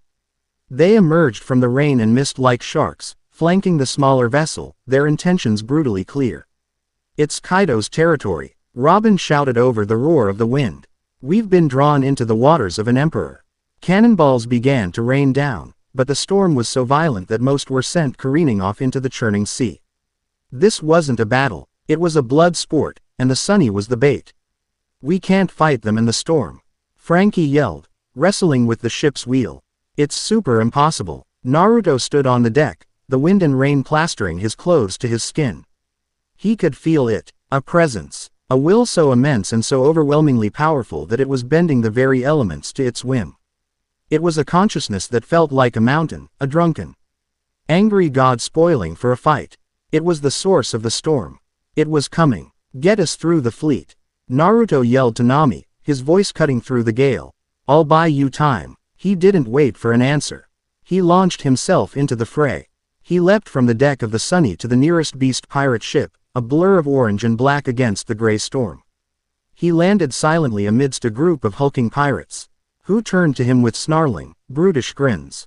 His fighting style was no longer just the taijutsu of a Konoha shinobi. It was something more. He flowed through the startled pirates, his movements economical and precise. He didn't use a Rasengan. Instead, he held out his hand, and the spiritual energy within him solidified, extending from his palm into a blade of pure, shimmering blue light. It wasn't chakra, it was his very will, honed to a cutting edge. He didn't slash to kill. He slashed at their intent. The blade passed through a pirate's chest without leaving a mark. But the man's aggression, his will to fight, was instantly extinguished. He dropped his axe, a look of profound confusion on his face. Naruto moved to the next, his ethereal blade a tool of pacification. Disarming his opponents on a spiritual level, a cannon was leveled at him at point-blank range. Naruto didn't even look at it. He held up a hand, and his royal authority washed over the immediate area. The pirate holding the lit match suddenly felt an overwhelming urge to go and swab the deck. The cannon fell silent. He was a ghost moving through their ranks, untouchable, unstoppable. He wasn't just fighting them. He was editing them out of the battle. From the deck of the Sunny, the crew watched in awe. It was a dance of absolute control. But it was only the opening act. A shadow fell over the entire fleet, so vast it plunged the raging sea into near total darkness. A roar that was more a tremor in the fabric of reality than a sound tore through the sky. From the swirling, black heart of the storm above, the mountain descended. Kaido, in his full, magnificent dragon form, was a being of impossible scale. His serpentine body, covered in blue scales, was miles long. His head larger than the thousand Sunny itself. His eyes were molten gold, burning with a drunkard's rage and an emperor's absolute power. He was not a man in a dragon's body. He was a living, breathing natural disaster. The storm was his breath, the lightning his anger. He ignored the straw hats completely. His burning, golden eyes fixed on the single, tiny figure of Naruto, standing on the deck of a conquered pirate ship. So, a voice boomed, seeming to come from the thunder itself. You are the new king. Naruto looked up at the colossal creature, feeling like an ant staring up at a skyscraper. The sheer physical and spiritual pressure was suffocating. This was a being on a completely different scale from anyone he had ever faced, Kagaya included. She was a being of immense chakra. This was a being of immense world. He felt a familiar, terrifying surge. The conqueror's haki. It washed over the sea, a wave of pure, crushing willpower. The beast pirates, even his own men, collapsed to their decks, foaming at the mouth. On the Sunny, Usopp and Chopper passed out instantly. Nami felt her knees buckle, her mind screaming to submit, to surrender. But near her, Naruto stood as a bulwark. He didn't project his own will outward. He simply was. His royal authority created a zone of serene reality around him and the Sunny. Kaido's haki, a force that had dominated legions, washed against this invisible shore and simply dissolved. It was like shouting at a deaf man. The sky didn't split. There was no grand explosion of black lightning. Instead, the very air between Naruto and Kaido seemed to groan, to shimmer with a visible distortion. It was a conflict far more fundamental than a mere clash of wills. It was a clash of two absolute, contradictory truths. Kaido's truth, the strong rule, and I am the strongest. And Naruto's emergent truth, I am the center, and all things shall find their proper place around me. Kaido let out a roar of frustrated rage. His will, his supreme weapon, was useless. Brute force. Then, it was the only other language he knew. He opened his great maw, and a sun was born within it. A swirling, superheated ball of energy that promised utter annihilation. The blast breath. Naruto. Nami screamed, her voice torn away by the wind. There was no dodging it. No blocking it. The attack wasn't just large. It was an event, a localized extinction. Sunny and Naruto himself would be vaporized, erased from existence. Naruto knew he couldn't overpower it. To try would be like trying to hold back the tide with his bare hands. So he didn't try to hold it back. He didn't create a barrier. He created a law. He raised his hands, focusing his entire being, his entire authority, into a single, desperate, absolute concept. He looked at the thousand Uni and the small bubble of sea it occupied, and he commanded the reality within that space to be inviolable. He declared it a sanctuary, a place where the chaotic laws of the outside world, including Kaido's impending attack, simply did not apply. The air around the sunny shimmered, not with energy, but with a profound sense of stillness. It became more real, more absolute than the world around it. The blast breath erupted from Kaido's mouth, a river of pure destruction that tore the sea apart, boiling the water and incinerating the very air in its path. It struck the invisible boundary of Naruto's sanctuary. And it parted. It did not explode. It did not shatter the barrier. It simply ceased to exist within that space. The torrent of apocalyptic energy flowed around the bubble of absolute reality, like a river flowing around an unshakable stone. For a breathtaking moment, the Thousand Sunny was an island of perfect calm in the heart of a stellar inferno. Frankie! Now! Nami shrieked, snapping out of her stunned paralysis. Coup de burst! Frankie roared, slamming his hand down on the activation button. With a titanic explosion of cola-powered energy, the Thousand Sunny launched into the sky, flying out of the back of the sanctuary just as Naruto's concentration began to waver. The effort was titanic. Blood streamed from Naruto's nose. His vision was tunneling, the world dissolving into a gray haze. He had not fought Kaido. He had told reality to ignore him. And reality, it seemed, demanded a heavy price for such an edit. From the sky, Kaido watched the small ship fly away, his drunken rage momentarily replaced by a stunned, sober disbelief. The boy hadn't beaten him. He hadn't even fought him. He had simply refused to allow the battle to occur. He had denied the Emperor his right to destroy. To a being like Kaido, it was the ultimate insult. His furious roar echoed across the now empty sea. Aboard the soaring Sunny, the adrenaline of the escape vanished. Naruto stood on the deck, swaying, his face pale as death. The world finally tilted on an axis he could no longer control. He saw a flash of orange hair, felt a pair of surprisingly strong arms wrap around him as his legs gave out. He collapsed, the world going black, his last conscious thought the feeling of Nami's arms holding him, a small, fierce anchor in the raging storm of his own power. He hadn't won. He hadn't lost. He had survived, and in the new world, against a force like Kaido, that was the only victory that mattered. Chapter 5 End. Chapter 6. The Scars of a God. The world returned to him in fragments. The scent of medicinal herbs, the gentle, rhythmic creak of wood, the impossibly soft feeling of fur against his cheek. He blinked, his eyes struggling to focus. He was lying in the infirmary, but someone was curled up on the edge of the bed beside him, fast asleep. It was Chopper, in his small, reindeer form, his little body a warm, comforting weight. He had clearly been there for a while, a tiny, loyal guardian. Naruto tried to sit up, and a groan of protest tore from his throat. Every muscle, every sinew, every bone in his body ached with a profound, soul-deep exhaustion. It was the satisfying ache of a hard training session. It was the pain of a circuit that had been overloaded, of a vessel that had been filled past its breaking point. Blood stained the pillowcase where his nose had bled. He could feel the lingering aftershocks of what he had done. His own power, the Soul King's authority, felt distant and sluggish, like a limb that had fallen asleep. He had commanded reality, had imposed a law upon the world, and the backlash had been immense. He had bent the rules, and the rules had bent him back. The door creaked open, and Nami slipped inside, a tray with a bowl of warm broth in her hands. Her face was etched with worry, dark circles under her eyes telling him she hadn't slept much either. She stopped when she saw he was awake, and a wave of palpable relief washed over her features. "You're awake," she whispered, as if speaking too loudly might break him. "Don't try to move. Chopper said you put your entire system, your spirit, your body, everything, a strain he can't even begin to measure." She gently shooed the sleeping Chopper off the bed and onto his own little cot, then sat in the space he'd vacated. She picked up the bowl of broth. Here, Sanji-kun made this. He said it's full of sea king broth and stuff too.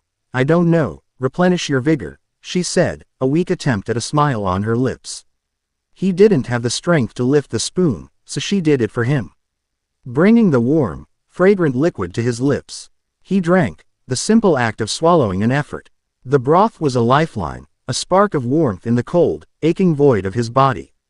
They were silent for a long time, the only sounds the clinking of the spoon against the bowl and the gentle rocking of the ship. Where are we? He finally asked, his voice a rough rasp. Somewhere safe, she answered. We flew for half a day. We landed on an island that wasn't on any of my charts. It's strange. The whole thing is on the back of a giant elephant that's just walking through the sea. The people here are called the minks. They're like Chopper. A whole tribe of animal people. They're friendly. They said the elephant's name is Zunesha.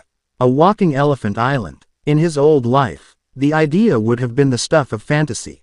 Here, it was just Tuesday. It barely even registered against the backdrop of the day's other impossible events. Kaido, gone, she said, her voice tight. We're far from his territory now. But he knows about you, Naruto. The whole world knows. That bounty wasn't just a number. It was a declaration, a challenge. And you met it. You faced an emperor and you didn't flinch. He looked away, a grimace of pain twisting his features. I didn't face him, Nami. I hid from him. I just created a little bubble where he couldn't touch us and we ran away. That power, it's not a sword. It's not something I can fight with. It's a cheat, and it's breaking me. Every time I use it in a big way, it feels like a part of me gets erased. He held up a trembling hand. When I was a kid, all I wanted was power. The power to protect my friends, the power to be acknowledged.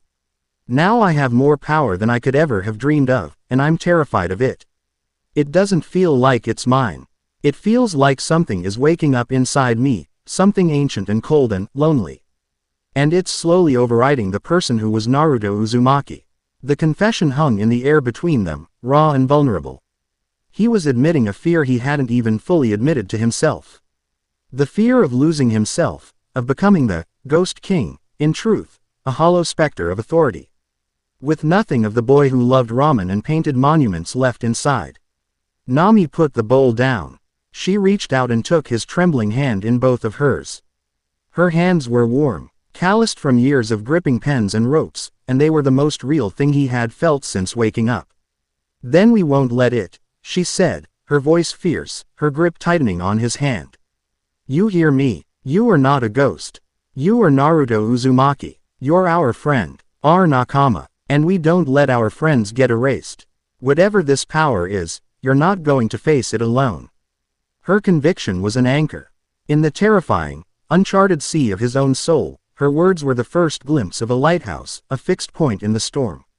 He squeezed her hand, a silent thank you, and for the first time since the battle. He felt a flicker of something other than fear. He spent the next few days recovering. The island of Zou was a place of vibrant, pulsing life. The mink tribe was boisterous and welcoming, treating the straw hats as honored guests. The very air of the island, filtered through the leaves of a 1,000-year-old forest, seemed to have a healing quality. Naruto would sit on the deck of the Sunny, which was docked in a quiet cove, and simply breathe, feeling his strength slowly return.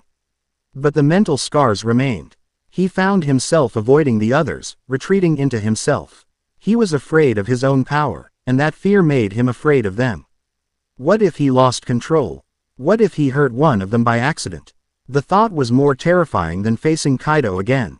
The crew gave him his space, their concern a palpable but unspoken thing. Sanji would leave plates of his favorite foods outside the infirmary. Zoro would sit on the deck, cleaning his swords. His silent presence a surprisingly comforting guard post. Luffy, in a rare display of emotional intelligence, seemed to understand that this was a problem Naruto couldn't punch, and so he kept his distance. Occasionally just shouting a cheerful, "Hey, Naruto, you feeling better yet?" From across the clearing. It was during this period of quiet introspection that the third herald arrived. There was no grand entrance. No change in the weather. One moment, Naruto was sitting alone on the edge of the great forest, watching the clouds drift by. The next, a figure was standing before him. It was a woman, or something that looked like one. She was dressed in a simple, dark kimono, her long black hair stirring in a breeze that didn't exist. Her face was beautiful but utterly without emotion, like a perfectly carved porcelain mask. Her eyes were the color of a starless night sky. She carried no weapon. Her power was a subtle, chilling thing. It wasn't an aura of apathy or a call to order. It was the cold, quiet hum of inevitability. "Naruto Uzumaki," she said. Her voice was not a sound, but a thought that blossomed directly in his mind, a voice that sounded like rustling pages and closing doors. The anomaly. The broken cog in the great machine. Naruto was instantly on his feet, his body tensing, the sluggish power within him stirring in alarm. This was one of them. A herald of the conductor. But this one felt different. Stronger. More fundamental. "Who are you?" he demanded, trying to keep his voice steady.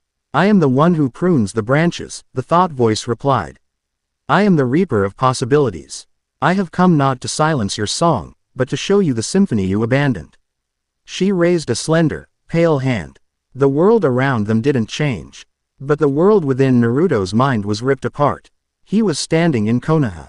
It was perfect. The sun was shining. The sky was a familiar, comforting blue. The air smelled of dango and wood smoke. He could see the Hokage monument, and a fifth, sixth, and seventh face had been carved into the stone. The seventh face, weathered by a few years of wind and rain, was his own. The vision was so real, so flawlessly detailed. He could feel the grit of the Konoha street beneath his sandals. He saw people he knew. Kiba was walking a pack of enormous ninja hounds, arguing playfully with Shino. Hinata was walking with Wo children, a boy with his hair and a girl with her gentle eyes. They saw him and their faces lit up, shouting, "Dad!" Sakura and Sasuke walked towards him, their hands clasped. Sasuke's arm was still missing. But the darkness that had haunted his eyes for so long was gone, replaced by a quiet contentment. Sakura was radiant, her smile easy and genuine. "There you are, Lord Seventh," Sasuke said, the title laced with a familiar brotherly sarcasm. "Slacking off again. The paperwork isn't going to do itself. Give him a break, Sasuke-kun," Sakura laughed. "He just got back from the Cage Summit." She looked at Naruto, her green eyes warm. "Welcome home, Naruto. Welcome home." The words were a physical blow. The longing, the homesickness he had been suppressing for weeks, rose up and threatened to drown him. This was everything he had ever fought for. This was the dream. His friends, his family, his village, his promise fulfilled. It was real. He could feel it. The bonds, the love, the shared history. It was all there. "This is the life you were meant to live," the Reaper's voice whispered in his mind. "The branch of the timeline where you never fell through the cracks. Where you became the hero you were always meant to be." The vision shifted. Now he was watching Nami. She was in Kokoyashi village. It was prosperous and happy. The tangerine groves were heavy with fruit. She was the wealthiest woman in the East Blue.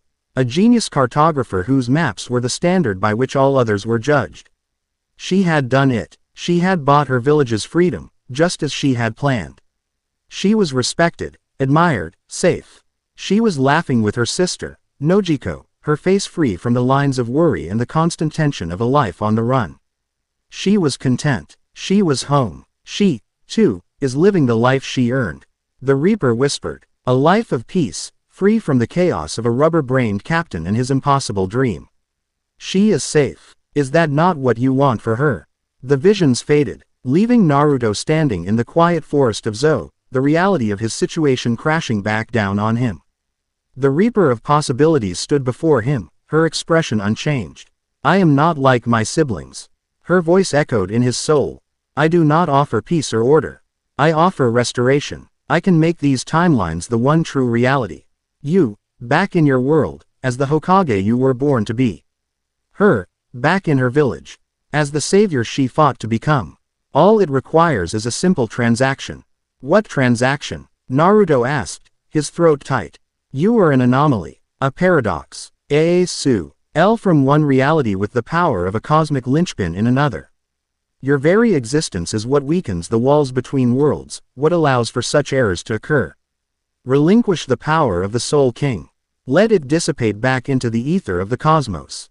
Become just a man again.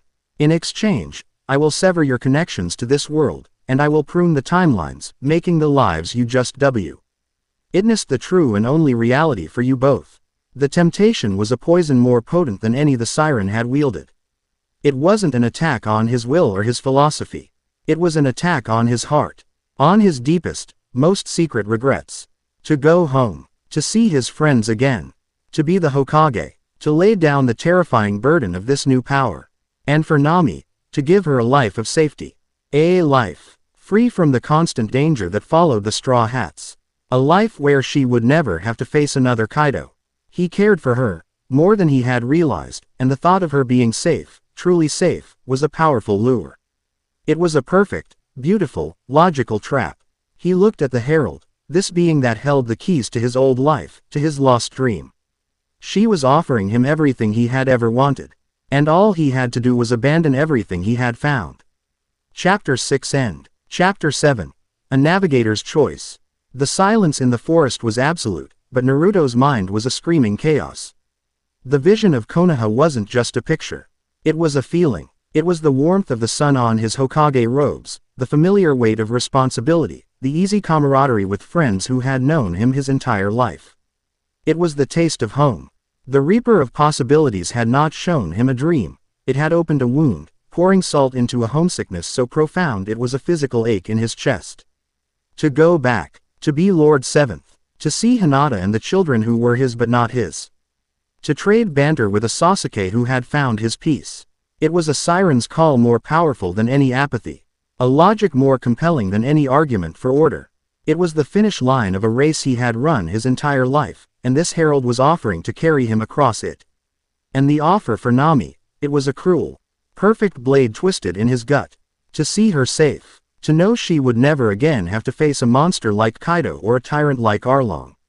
He pictured her in Kokoyashi village, surrounded by her tangerine groves, laughing. Free from the constant shadow of a bounty hunter or a marine fleet. It was a beautiful image. It was a betrayal of everything she had become. He was paralyzed, caught between two worlds, two lives. Two versions of himself. The Hokage and the Ghost King. The hero of Konoha and the guardian of the Straw Hat Pirates. The temptation was so strong it was a physical presence, wrapping around him. Whispering that it was okay to be selfish, just this once. It was okay to go home. You see the logic, the Reaper's thought voice whispered, sensing his hesitation. It was a cold, dispassionate thing. A doctor diagnosing a terminal illness. Your path has diverged. I am merely offering a course correction. A return to the intended narrative. The choice is simple, simple. He wanted to laugh. He wanted to scream. Nothing about this was simple. Aboard the Sunny, a chill had settled over the crew. It wasn't the Herald's power, not directly, but a sympathetic resonance. The feeling of a storm gathering just over the horizon. Luffy, who was in the middle of trying to teach a beetle how to sing, suddenly stopped, his head cocked to the side. Something's weird, he said, his usual goofy grin absent. The air feels sad. Zoro, who had been lifting a ridiculously large weight, set it down with a quiet thud. His hand rested on the hilt of his swords. He didn't know the nature of the threat. But his instincts, honed in 1,000 battles, were screaming that a blade was being held to the throat of their crew's spirit. He looked toward the forest where Naruto had gone. Nami was in her cartography room, trying to work, but her focus was shattered. She kept staring at the blank spot on her world map where Zo should be, this impossible, walking island. It was a testament to the sheer, beautiful insanity of her life now. A life of endless wonder and constant, terrifying risk. She thought of the battle with Kaido, the feeling of absolute helplessness as that blast breath bore down on them. She remembered the look on Naruto's face afterward, the blood, the terrifying emptiness in his eyes. He had shielded them, but it had nearly broken him. She felt the same sadness Luffy did, a strange, directionless melancholy that had settled in her chest. And it felt like it was coming from him. She put her pen down. The maps could wait. Her friend couldn't. She found him at the edge of the forest. And she knew instantly that something was terribly wrong.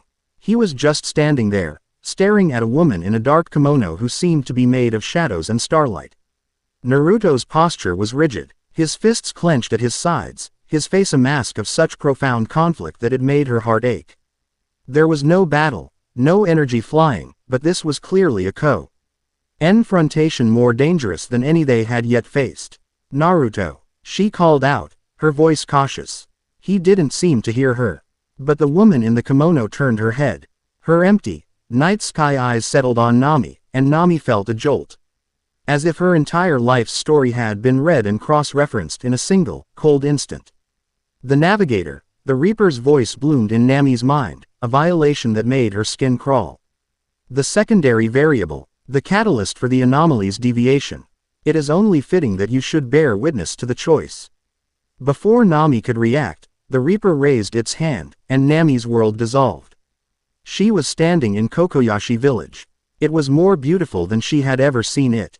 Wealthy, peaceful, the tangerine groves were heavy with fruit, the wind carrying their sweet scent. Her house was larger, rebuilt into a fine estate. Nojiko was there, laughing as she played with a group of village children. And Nami herself, she saw herself sitting on the porch, a ledger in her lap. A pen in her hand.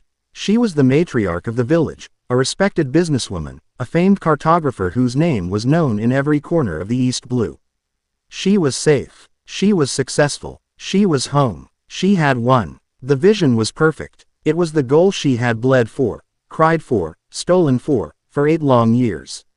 It was the quiet harbor she had dreamed of every single night in the dark, ink-stained prison of Arlong Park. And it was the most terrifying thing she had ever seen. The woman in the vision, this alternate Nami, looked up from her ledger, and her eyes were empty. Not hollowed out like the people of Edelgard, but simply finished. There was no spark of adventure, no fire of ambition. There was no longing for the horizon. She had reached the end of her map. The world for her had ended at the shores of the East Blue. The vision shattered, and Nami was back in the forest, gasping, her heart hammering against her ribs. She looked at Naruto's tortured face, at the herald's impassive mask, and she understood. She understood the offer, the perfect, beautiful, logical trap. She saw the conflict in Naruto's eyes. She saw the longing for his own home, for his own past. He was wavering, being torn apart by the choice. He was considering this gift, not just for himself, but for her. To give her that safety. He was trying to protect her, even from herself. And in that moment, a fierce, protective clarity burned away all of her fear. She stepped forward, placing herself between Naruto and the Reaper. "No," she said, her voice ringing with an iron conviction that startled even herself. The Reaper tilted its head, a gesture of mild curiosity. "You have seen the outcome of your original ambition. A life of peace and prosperity. You would reject this." "That woman in the vision wasn't me," Nami said, shaking her head. "Not anymore. Maybe she was, once. A long time ago. But that's not my dream now." She took a deep breath, the scent of the living, breathing forest of Zo filling her lungs. "My dream isn't to be safe in a harbor. My dream is to chart the storm. My dream is to stand on the deck of that ship, with my friends, and see the wonders and the terrors at the end of the world with my own 2 eyes. My dream is to draw a map of the entire world." She turned and looked directly at Naruto, her eyes pleading with him to understand. "That safe life, that quiet little life back home, that's not a gift, Naruto. That's a cage. A gilded cage, maybe, but it's still a cage. And I would rather face 100 emperors, 1,000 storms, than ever be locked in a cage again." Her words were a thunderclap in the silent battle raging within him. He looked at her, truly looked at her.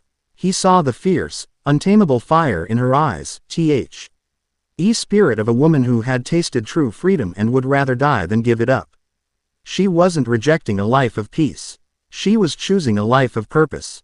She was choosing this life. With him. Her courage became his. Her clarity cut through his confusion like a beam of sunlight through fog.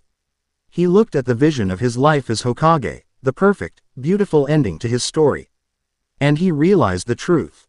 He didn't want his story to end. He was in the middle of a new one. Home wasn't a place he had lost.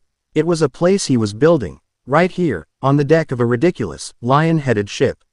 With a crew of impossible dreamers. His promise to Sasuke wasn't broken, it was just on hold. His dream of being Hokage hadn't died, it had evolved. His purpose wasn't to lead a village. It was to protect a family. She's right, Naruto said, his voice finally steady. He stepped up to stand beside Nami, their shoulders almost touching. The united front was unmistakable. My place isn't back there anymore. It's here, with my crew, with my navigator. He faced the Reaper, and for the first time, he wasn't afraid. He was the Ghost King. He was the anomaly, and he was where he belonged.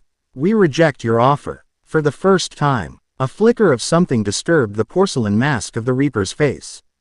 It was not anger. It was static, the dissonance of a perfect calculation encountering an illogical, impossible variable. Illogical, the herald's voice echoed, the thought now sharp, jagged. Your choice invites only suffering. It is a flawed decision based on chaotic, emotional data. This outcome is incorrect. It must be pruned. The herald's calm demeanor shattered. The air grew cold, and the shadows in the forest seemed to deepen, to lengthen, to writhe with a life of their own. It raised its hand, and reality itself began to fray at the edges. It's going to attack, Nami warned, taking a step back. No, Naruto said, his voice calm. He put a hand on her shoulder, a gesture of reassurance. It can't, not like the others. Its power isn't to destroy. It's to correct, to fight it. We just have to prove that it's wrong. He closed his eyes, not to retreat into a spiritual plane, but to focus his mind. He was anchored by Nami's presence beside him, her unwavering belief in him, in them. He didn't push out his royal authority as a wave of power. He opened his soul, his memories. And he used his authority to project a single, undeniable truth directly into the herald's consciousness. He didn't show it a vision. He forced it to experience. He showed it a small, crying girl in a ruined village. Being handed a straw hat by a man with a red-haired shanks, a promise being made. An illogical investment based on sentiment. He showed it a swordsman, defeated and humiliated, weeping as he vowed to his captain that he would never lose again. An emotional outburst with no guarantee of success. He showed it a navigator, on her knees, stabbing at the tattoo that was the symbol of her enslavement. Finally breaking down and asking for help. An act of desperation, admitting failure. He showed it a doctor, a monster, being told by a dying charlatan that he could heal anything. A lie told to a credulous fool. He showed it an archaeologist, a demon child, screaming that she wanted to live, as her captain declared war on the entire world for her sake. A strategically disastrous choice, sacrificing global stability for a single individual. He flooded the Reaper's mind with these moments. These messy, illogical, emotional, beautiful moments that were the bedrock of the Straw Hat crew. Each one was a choice that defied logic. Each one was a risk that invited disaster. And each one had resulted in a bond stronger than steel, a power that could shake the very foundations of the world. Your logic is flawed, Naruto projected, his own voice now echoing in the herald's mind. You see the risk, the possibility of pain, as an error to be corrected. But you're wrong. A choice without risk is meaningless. A victory without a struggle is hollow. A life without the freedom to make the wrong choice, to feel pain, to lose, isn't a life. It's just a calculation, and we are not part of your equation. The Reaper staggered back, a physical reaction to the psychic assault. Its form flickered violently, like a dying television screen. The cold, perfect logic of its being was being corroded by the sheer, overwhelming truth of Naruto's argument. It was a being of absolute certainty being force-fed the beautiful, terrifying power of doubt. It looked at Naruto and Nami, standing together, defiant and unbreakable. It saw two chaotic variables that had created a result that was not in any of its calculations. A bond that was stronger than fate. With a final, silent shriek. That was the sound of a paradox being born. The Reaper of possibilities dissolved into a cascade of black petals, which then faded into nothingness.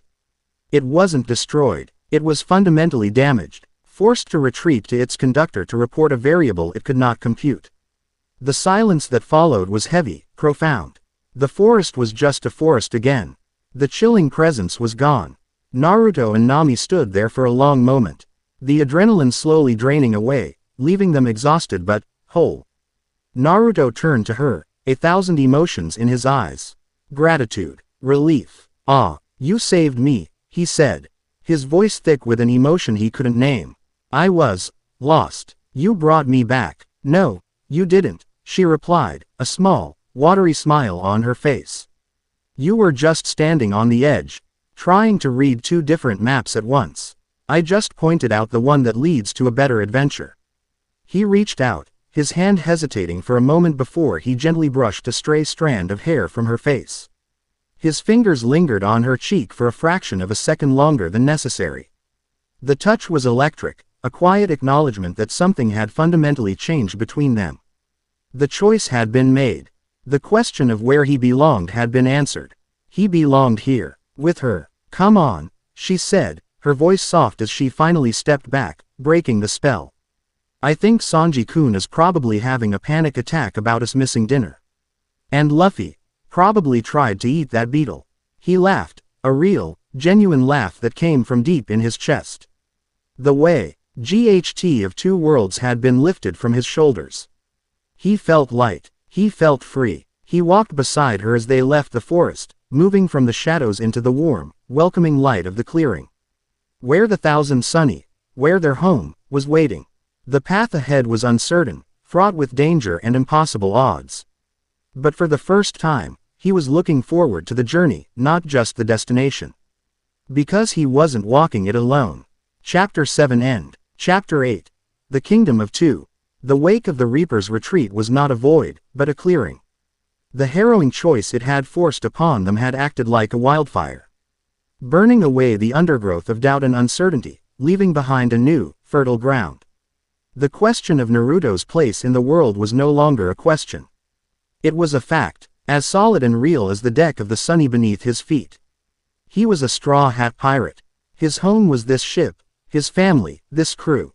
And his heart was steadily, irrevocably, charting a course toward his navigator. A new rhythm settled between them, a comfortable, unspoken synergy that began to bleed into every aspect of their life on the ship. It was a partnership that felt as natural as the wind and the tides. They became a unit, a quiet nexus of power and intellect around which the rest of the crew's chaos orbited. Nami found her craft elevated to a near supernatural level. She would stand at the helm, eyes on the horizon, and Naruto would stand beside her, not as a guard, but as a lens. He would close his eyes and reach out with his power, not to command the sea, but to listen to it. There's a pressure shift coming from the northeast, he'd murmur, his brow furrowed in concentration. The water feels agitated, angry. Nami would take this abstract, spiritual data and translate it into hard science.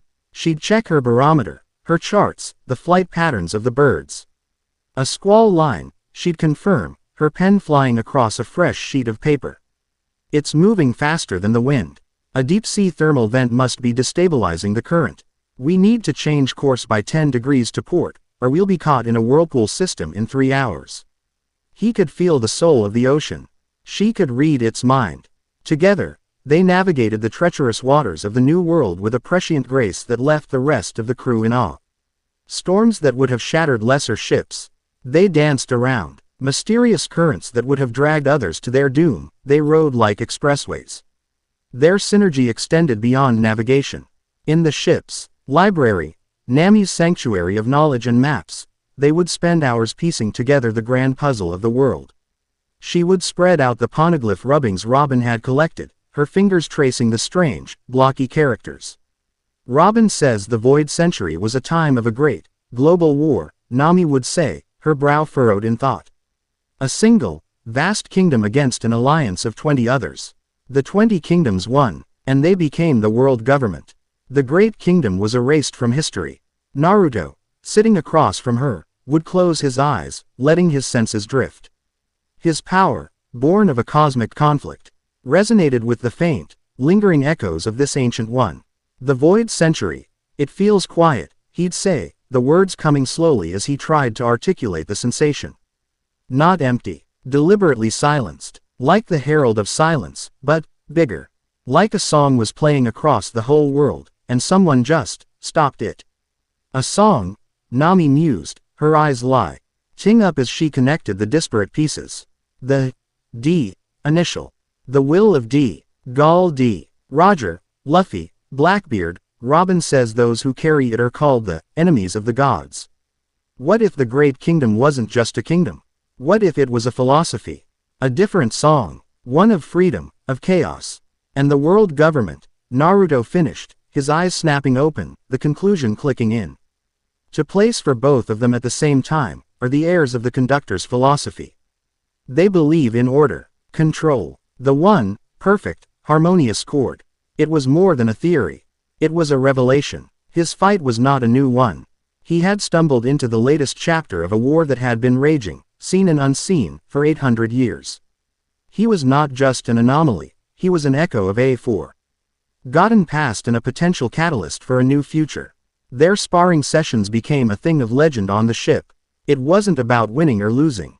It was about learning, adapting, and pushing each other. Nami knew she could never match his raw power, so she didn't try. She fought smarter. Again, she'd command, her klima tacked in hand. Naruto would stand in the center of the deck, a placid smile on his face. She would unleash a storm. Gusts of wind to throw off his balance, mirages to confuse his senses, and small, precise thunderclouds to zap him when he least expected it. It was a battle of attrition and misdirection. She used her deep understanding of weather patterns and her genius for tactical planning to create a battlefield where his overwhelming power was a liability. He, in turn, was forced to refine his control. He couldn't just unleash his royal authority, that would be like using a cannon to swat a fly. He had to learn subtlety. He'd create a small sanctuary around her thunderclouds, causing them to dissipate harmlessly. He would command the air in front of a mirage to ripple, revealing its falseness. He learned not to be a king demanding tribute, but a conductor finessing an orchestra. Her intellect sharpened his power, and his power challenged her intellect. It was during one of these sessions, as he finally managed to command a gust of wind to tie her up in her own belt, that the playful atmosphere shifted. They were standing close, her breathing slightly ragged, his own smile fading as he looked down at her. The setting sun cast them in a golden light. The shouts of Luffy and Usopp in the background seemed to fade into a distant hum. "You win," she conceded, a small smile playing on her lips. "I think we both do," he replied, his voice softer than he intended. He reached out and gently untied the knot, his fingers brushing against hers. The spark was there, undeniable and warm. A comfortable silence stretched between them, filled with all the things they hadn't yet found the words to say. They both knew the truth of their partnership now extended far beyond the battlefield or the navigation room. It was a kingdom of two they were slowly, carefully, building together. This newfound peace, this idyllic chapter in their journey, was not destined to last. Their actions, from defying a vice admiral to pacifying entire islands and facing down an emperor, had not gone unnoticed. The world government, having failed to intimidate them with a bounty, moved on to the next logical step: direct, overwhelming force. They were sailing through a calm, archipelago-dotted sea when it happened. An unnatural fog rolled in, thick and silent. In the distance, the mournful sound of a horn echoed. Then another, and another. Nami was at the helm in an instant. "It's a buster call," she said, her voice grim, a cold dread washing over her. She had lived through one before, had seen the casual, utter devastation it could wreak. 10 battleships, 5 vice admirals. An unstoppable tide of cannon fire designed not for capture, but for annihilation. To wipe an island, or in this case, a single pirate ship, off the face of the earth. But as the colossal shapes of the battleships emerged from the fog, it was clear this was something new. Something worse. These ships were sleeker, darker, their cannons larger. And standing on their prows were not just legions of marines. They were flanked by giants. Not human giants, but giants of steel. A new generation of pacifistas. They were modeled after Bartholomew Kuma, but they were more refined, their movements quicker. And their eyes glowed with a cold, blue, analytical light. A voice, amplified by a dozen den mushi, boomed across the water, dripping with an arrogant certainty. "Straw Hat Pirates, Ghost King, by the authority of the world government and the 5 elders, you have been designated a threat to global stability of the highest order. Your existence will now be terminated. There will be no trial. There will be no surrender. There will be only oblivion." The voice belonged to a man standing on the central battleship's command deck. He was young, with silver hair and an impeccably tailored uniform. This was Vice Admiral Stratus, a rising star in the Marines, known for his cold, tactical genius and his utter lack of mercy. "They're not trying to surround us," Nami observed, her mind racing, analyzing the formation. "They're coming in a spearhead formation, straight for us. They're not planning to bombard us. They plan to board us. They want him," Zoro grunted, his hand already on his swords. His gaze fixed on Naruto. "This whole armada, it's a capture team, disguised as an execution." Naruto stepped up to the helm, standing beside Nami. He looked at the approaching fleet, the legions of soldiers. The steel giants. He felt no fear, only a calm, cold resolve. This was a test, a final exam on everything he had learned. "Nami," he said, his voice quiet but clear. "You're the head, I'm the fist. Give me my orders." She looked at him, surprised for a moment, and then a fierce, confident grin spread across her face. This was her element, a battle against impossible odds. A strategic puzzle waiting to be solved. She was not just a navigator.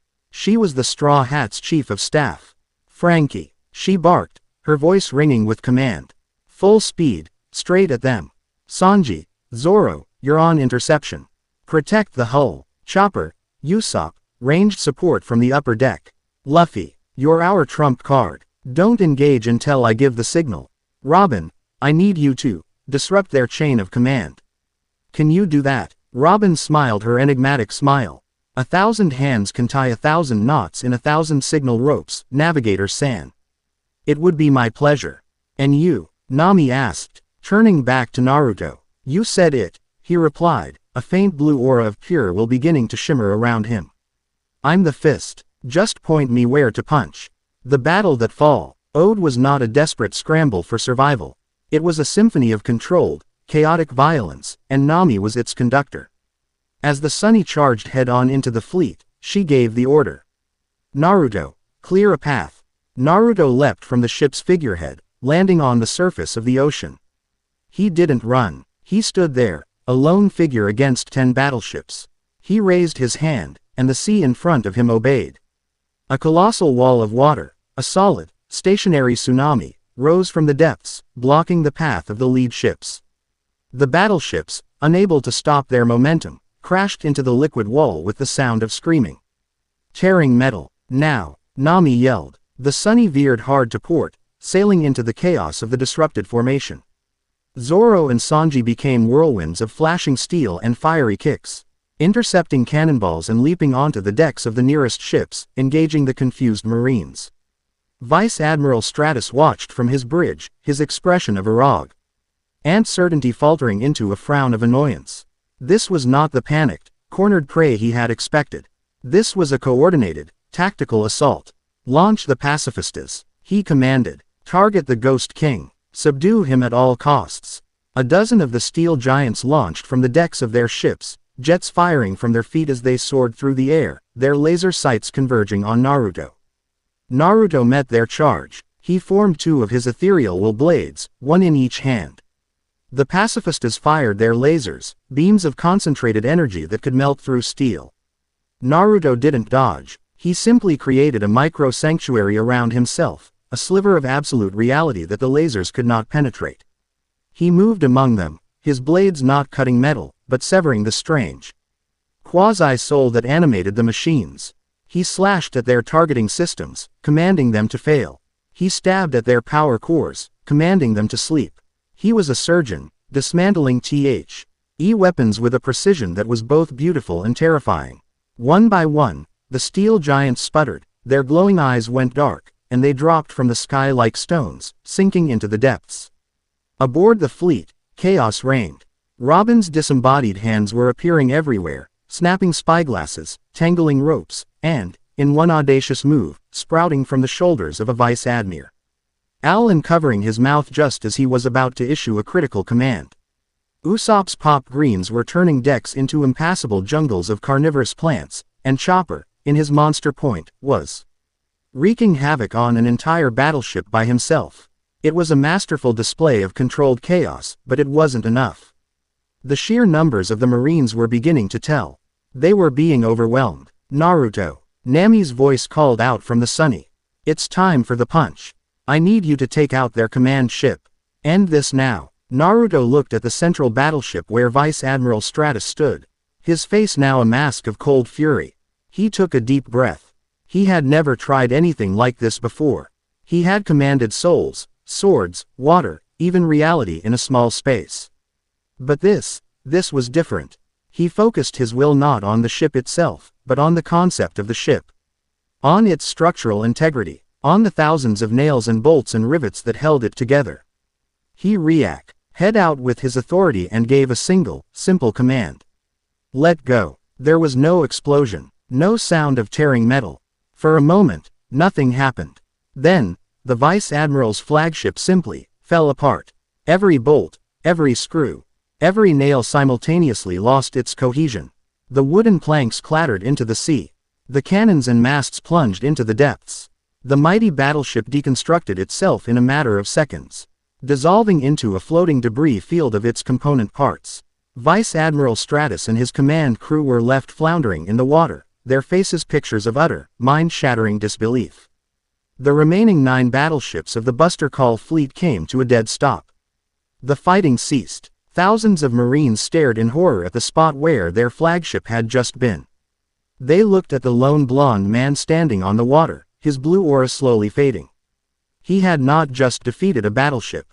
He had unmade it. An enemy that could turn your own weapons against you was terrifying. An enemy that could command the sea was a god. But an enemy that could command the very laws of physics that held your world together, that was an impossibility. And you cannot fight an impossibility. The retreat was sounded, a panicked, desperate call. The most powerful military force on the planet turned and fled from a single pirate crew. Later that night, the Sioux NNY sailed under a canopy of brilliant stars. The victory had been total, decisive. The crew was celebrating, Luffy leading a boisterous song about meat and adventure. Naruto and Nami stood at the prow, away from the noise. Watching the phosphorescent wake of the ship, the adrenaline of the battle had been replaced by a quiet, profound sense of peace. The head and the fist, Nami said, a teasing smile in her voice. Where did you come up with that? I don't know, he admitted, smiling back. It just felt right. You're the smartest person I've ever met, Nami. It just makes sense to follow your lead. Her smile softened. And you're the strongest person I've ever met, Naruto. Not just your power, your heart. The silence that fell between them was different this time. It wasn't about a spark. It was about the warmth of a steady flame. He looked at her, at the way the starlight caught in her orange hair, at the intelligence and unwavering strength in her eyes. He had been offered a kingdom in Konoha, a throne he had worked for his entire life. But it was a hollow thing compared to the small, perfect kingdom they had built right here, on the deck of this ship, in the space between their 2 hearts. He didn't plan it. The words just came, as natural and as certain as the tide. I love you, Nami. She didn't look surprised. She looked like she had finally arrived at a destinity. She had been charting for a long time. She reached out and took his hand, her fingers lacing through his. I know, she said softly, her voice full of a warmth that chased away the last of his shadows. I love you too. It wasn't a dramatic, passionate declaration. It was a statement of fact. A truth as fundamental and as unshakable as the North Star. He was hers, and she was his. He leaned in, and she met him halfway. Their first kiss was not one of fiery passion, but of quiet, profound recognition. It was a homecoming. Under the endless, silent stars, in the heart of the Grand Line, the Ghost King and his navigator had finally, truly, found their harbor in each other. Chapter 8 End.